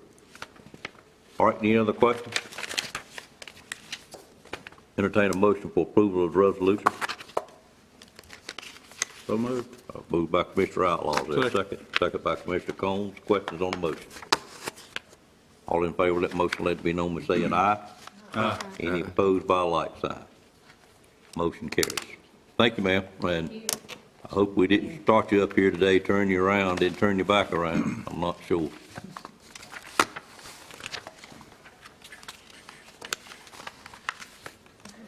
Just observation of some of the stuff we are doing today, I think it's probably going to be something we probably need to get used to. There is a tremendous amount of grant money out there, and it comes from all different ways, through all different organizations, and what I think this board needs to do is to make sure we know who's in charge of the grant, who's got to administer the grant, and who's got to be responsible for the audit on the funds when they come in, and that we don't overburden our finance department. And like this one, it will not be on us. So I think we'll see some of these, hopefully, every month. But that's really what I think we need to be cautious about, is who's got to be responsible for where the money goes moving forward. All right, that is item number 11B. We took care of item number 12C, so we're now on item 13. I'll turn it over to Commissioner Outlaw. Thank you, Chairman. We'll go into committee reports now from individual commissioners, starting with District 1, Commissioner Arrington. Okay, I attended the Juvenile Crime Prevention Council meeting last Thursday. And normally what we do, we have a number of different organizations that try to contribute to juvenile prevention and care.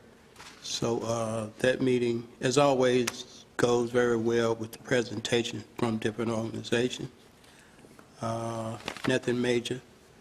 So that's my report. I did not meet with the Caregivers Advisory Board. Any questions for Commissioner Arrington? Hearing none, District 2, Commissioner Belfield. You'll start out, Tar River Transit. We haven't met since June, but we met in June to approve application for a grant to administer the Tar River Transit program in National Edgecombe, City of Rocky Mountain, National Edgecombe County. That's basically to run the operation, and the operation is run by a private company that under contract. And the city is responsible for overseeing and making sure that the private contractor adheres to the contract and doing what they're supposed to do. And the contract is bidded out each year. Basically, it's the same company that pretty much comes up with their best offer. Upper Coastal Plain Council of Government, we passed our budget. Before I get into that, I'll talk about some other things that we changed. There's change in the policy revision where the purchase contract with less than $10,000, the individual could do that, but they only could purchase up to $250.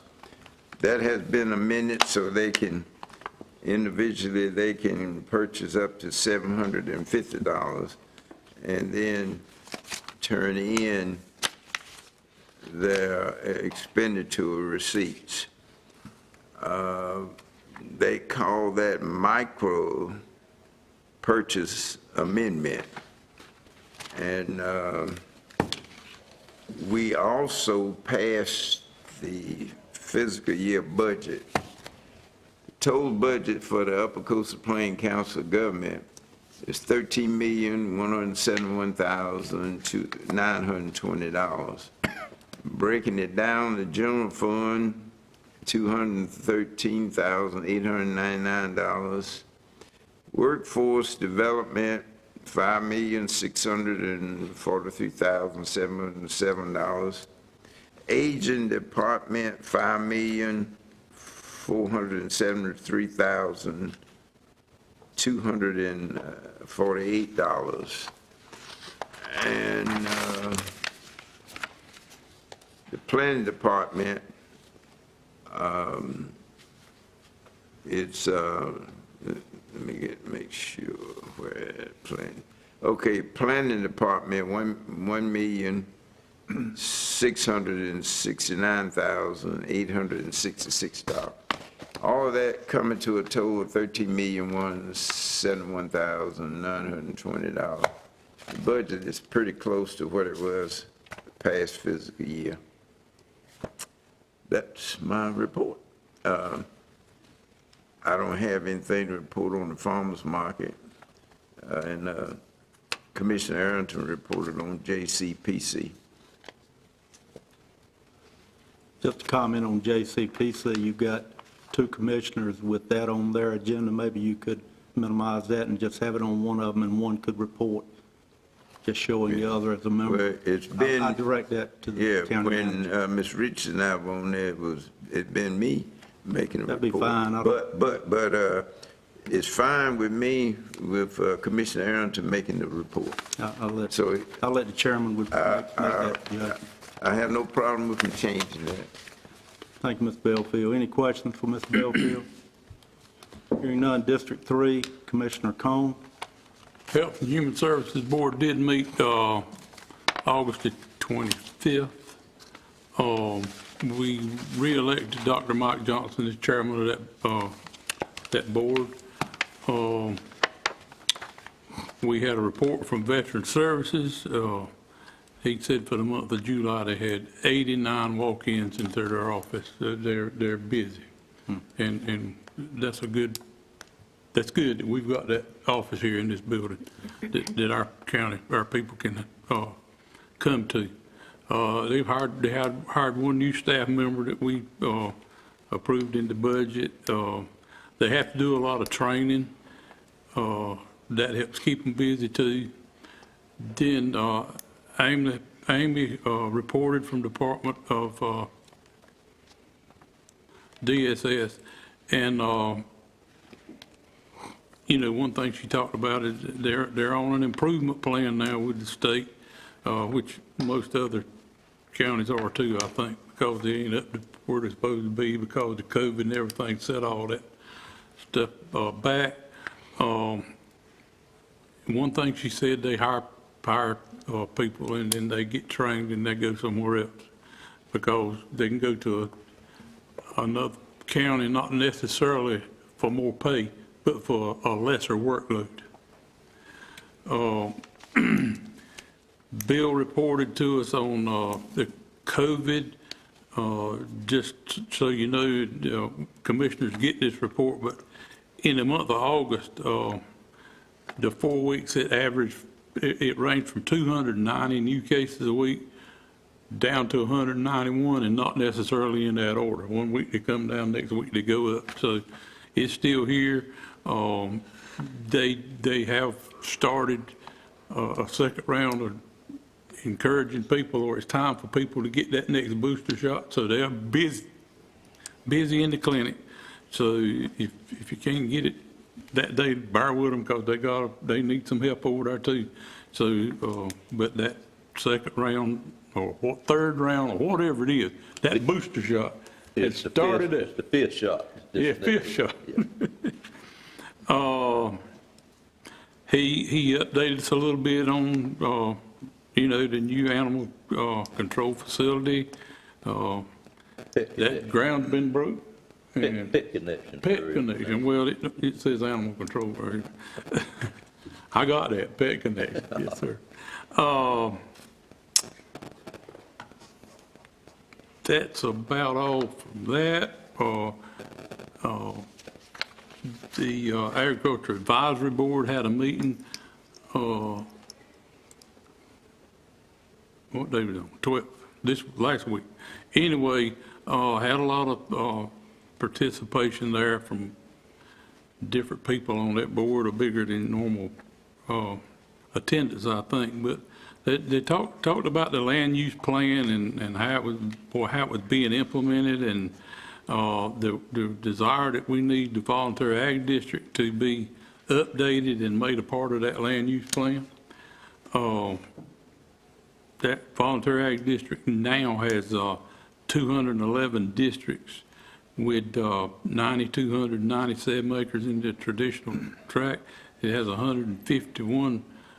has 61 enhanced district tracts with 2,366 farms in there.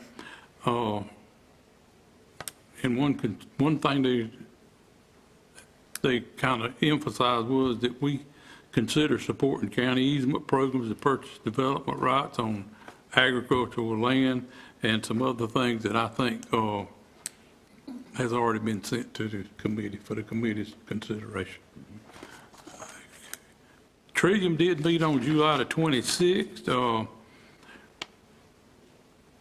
The committee had to evaluate. Dave Peterson was our big thing. He's the senior regional director, and y'all have all met him. He's been here. Dave's a dedicated person to what he does, and of course that evaluation was passed with flying colors, you know, because everybody knows Dave is committed to his job. That's the biggest thing that we had at that meeting. And the Economic Development Alliance has not met yet, but the first meeting is October 25th, 10:30. That's all I got. Any questions for Commissioner Cohn? Yes.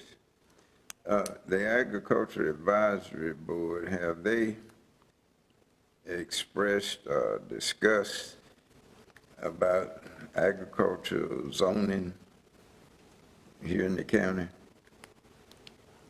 Not, you mean having specific agricultural zones? Yeah, zoning of agricultural land, maybe from agriculture to, let's see what word I want to say.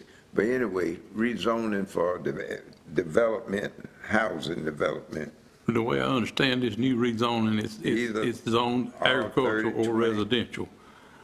And it's still, that's on the development plan. That is not zoning. We're not changing the zoning at this time. Well, I was You're just not wondering changing if the they zoning. were concerned about farming land. Sure they are. I mean, you know, they're concerned about it. Turned into development. I think that was the point he was making, Mr. Belfield, where they expressed looking at the agricultural volunteer district. Yeah, I know that. Including that in some reference in the land development code, which we are headed towards doing that. But apparently they want to make some changes to that. Yeah, I don't know well, what the that reason I asked the question, I know the Agriculture Advisory Board is under the umbrella of the Cooperative Extension Service, and I was just wondering if they had any concerns as it relates to zoning. And well, in where I use the word protection of agricultural land. Sure, I think everybody on that board is concerned to conserve agricultural land as far as it pertains to zoning or whatever, but that's not in the land development plan. Under the development plan now, you still maintain the right to do what you want to do with your own land. If you want to farm it, or Yeah, if you but I want to understand that, but I was just wondering, because it's separate from the planning. One concern is, you That's- know, we do what we can to preserve farmland in Nash County. I mean, I think everybody agrees that we don't want it to be like Wake County, but we want room for growth. So it's a, you know, the only way you can really save it is to own it. And it's going to be a long time, I think, before we have a big problem with that. The development is not going to fill up Nash County in a year or two. But yeah, there's a lot of concern about what happens to the farmland. Dan, I think that meeting was a joint meeting also, wasn't it? Would maybe why you had a large group there. It was, We're normally ag, when I was on the ag committee, we always met by ourselves, but I think y'all had a joint meeting. this is the Ag Advisory Board, and yeah, Soil and Water was invited, Farm Bureau Board was invited, Farm Service Advisory Board was invited, which that's the Volunteer Ag District Board is one thing, and then the Farm Service Agency Advisory Board is another board. Sure. But everybody was invited to that meeting, all these people I just read. Okay. Dan, just a question regarding Human Services Board. Is that booster shot readily available? Yes, So you got ample supply? yes. Okay, thank you very much. Any other questions for Commissioner Cone? Okay, hearing none, just another comment to the manager and the chairman. Maybe the ED Alliance, we might look at consolidating that under one and let one commissioner report on that as well. And You let Will report on it. well, I think that'd be up to the chairman and the manager. And also, we had our last Parks and Rec meeting.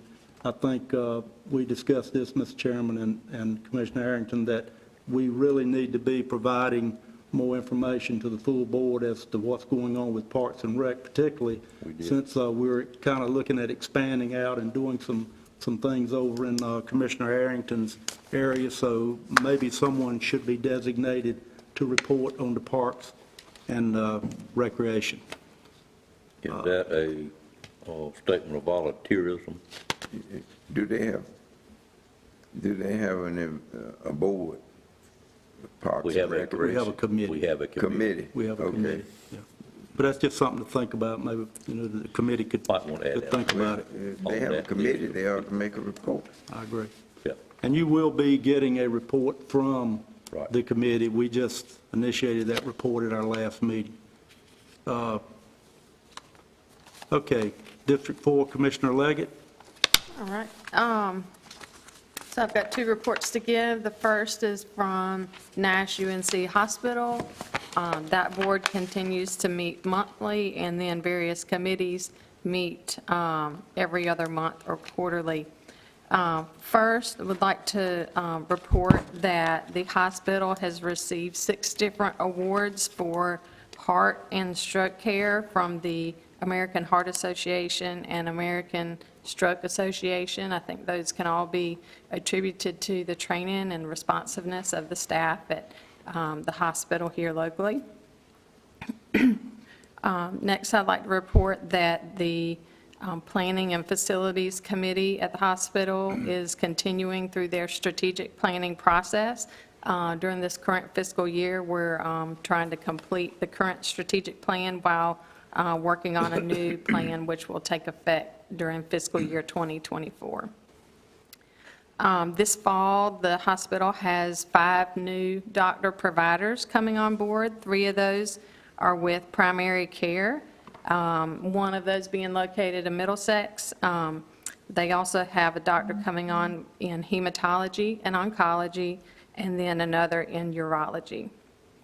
The hospital also wanted me to pass along that they did exceed their budget for fiscal year 2022 for operating budget. However, the investments budgets were below budget due to market performance. So thank you for that. And then the next report I have to pass along is from the Natural Resources Resilience Committee. That committee did meet in July 19th. I did provide a handout at each seat. It's got on here Golden League Foundation, Hurricane Matthew funds. This is a listing of projects that they've completed, and then on the second page, there is a map of those projects. So at the meeting, we reviewed various projects that were completed, debris removal projects, also overview of beaver management assistance programs that are going on in our county, which are administered by North Carolina Wildlife and USDA. Also, we were briefed on the upcoming STRAP program, or the Stream Flow Rehabilitation Assistance Program, which was on our agenda. And that work will be coming underway soon, and will begin in the Swift Creek locations in northern area of our county. And I'll be happy to take any questions if you have any, either now or after the meeting. Any questions? You said did they add another physician at the clinic at Middlesex? They adding one, or is that? I think they're replacing one. Any other questions? That's what. Yeah, I have one. Commissioner Leggett, you have a Nash UNC Foundation, and it has a board, Yes, sir. and the hospital has a board. Yes, sir. And I noticed that the foundation also give grants. All those grants, do they get together when they decide what grants they're going to fund? We don't per se. What projects, I'm sorry, what Yes, sir. projects that they give grants? We don't approve their projects. They approve their own projects and grants. You don't work together in We do connection, work together and- especially with healthcare. Right. They do give reports to us, so we do know what they've got going on. They Or report they regularly do to give you a us. report. Yes, absolutely. Is that verbally, or they just send you a report? They do come report physically in our meetings. Okay. Any other questions? One last question, Sue. The last field of the last doctor you named, I missed what it was neurology? Urology, and his name is, let's see, Dr. Andrew Cowder. Is that with a U or an N? No, the name of, what the kind of doctor he was, I'm sorry. Urology. Okay, thank you. That's what I couldn't quite. Appreciate it. Any other questions? Commissioner Will Leggett? the urologist, will he be full-time at the hospital, or will he have an office? These are full-time providers.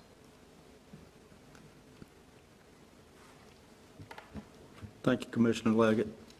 District 5, Mr. Chairman, could I be excused for the rest of the meeting? I have to make a doctor's appointment. Yes, sir. All right, thank you. I don't see us voting on any other items on the agenda, and we will not have a closed session.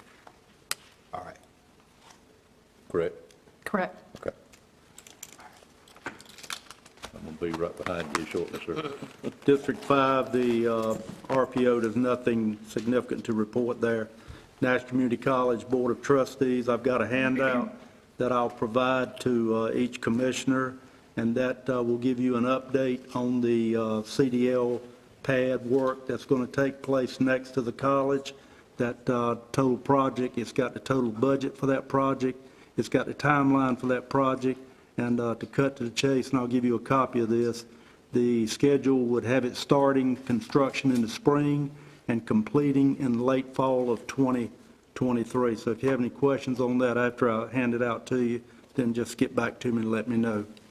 On the broadband committee, you should have received a September update info and August committee minutes from Ms. McGee, and you should have also received PowerPoint slides, which were provided by Ms. McGee. So again, if you have any questions, just let us know, and we'll try to answer your questions. I do believe that our residential customer base is increasing, and that's a good thing. Any questions? Commissioner Outlaw? Yes. Does the town of Nashville fall under the MPO, the RPO, or? MPO. MPO. Okay. MPO. As a matter of fact, there are areas out in the county that fall under the MPO. It's not an exact science. Okay. I'll give you an example. Out at Highway 97 at Jack's Grocery, you would think that's RPO, but unless I'm mistaken, Mr. Chairman, that's MPO. That is correct. So there are various areas like that. There is a map available online that shows you what areas are what. But the two towns mainly are Nashville and Sharpsburg, who have representatives on I believe Nashville does have representation on that MPO. They do, and Sharpsburg does as well. Any other questions? Hearing none, District 6, Commissioner Wilkins. Yes, the Gateway Technology Board met on August 16th. They received another year of funding from UNC. North Carolina Wesleyan University signed an agreement with Wayne Community College, and will have a location there now. They are searching for a new building manager. The Shaw Building at North Carolina Wesleyan University is being constructed, and will have a cat lounge. Enrollment is up by about 1,700, and the new provost, as you all probably know, is Dr. Joe Lane. The STEP committee met on August 23rd. There was one new member from LS Cable System, Sean Smith. OIC's representative will be leaving the end of this year, and no replacement has been named yet. They plan to hire 2 work-based learning coordinators and expand communications capacity to connect to schools and the communities, colleges, and employers. And like I said, they need significant resources, so on behalf of them, I thank this board for being generous. And Mr. Vice Chair, if I could take a point of privilege, the NACO, National Association of Counties Rural Caucus, met via Zoom on September 15th, and President Greg Puckett from West Virginia introduced the guest speaker, who was Sean Spivey, who is Chief of Staff for Broadband Task Force at the FCC, the Federal Communications Commission Wireless Communications Bureau. And they're just collecting data on broadband. The Zoom call was all centered around broadband, doing mapping, and they're also working with congressional leaders to designate a National Day of Rural to recognize and focus on what rural counties are doing across the country. And that's my report. Thank you. Any questions for Commissioner Wilkins? Mr. Wilkins, I know NACO is doing all of their committee meetings Zoom, and County Commissioner Association appears to be headed the same direction. How did that meeting work with that large number of people on there? It worked pretty good. There were I'm going to say only about 35 on the call at the time. It was about in the middle of the day, so there were only about 35 on the call. It worked very well. At the end, they asked if anyone had questions, and I think there were 1 or 2, but that was it. When you say only 35, how many is on the committee you're on? Well, there are about, I believe there's 75. Do they have 2-stage meetings, or that was One. one meeting, so there were 35? The Rural Approximately. Caucus has one. Okay, so it was approximately 35, but it could have been as many as 75. Yes, sir. Okay, but it worked pretty smooth. Yes. Okay, thank you. What frequency do you meet? They said quarterly, and then the meeting in DC is in February of 2023, the in-person meeting. So is that something that you need to report to this group on a quarterly basis? If so, we can add it to the list. Yes. I'll be Okay. glad to. And let's add that to the list. Yeah, you should. Thank you, Commissioner Wilkins. Thank you. Appreciate the report.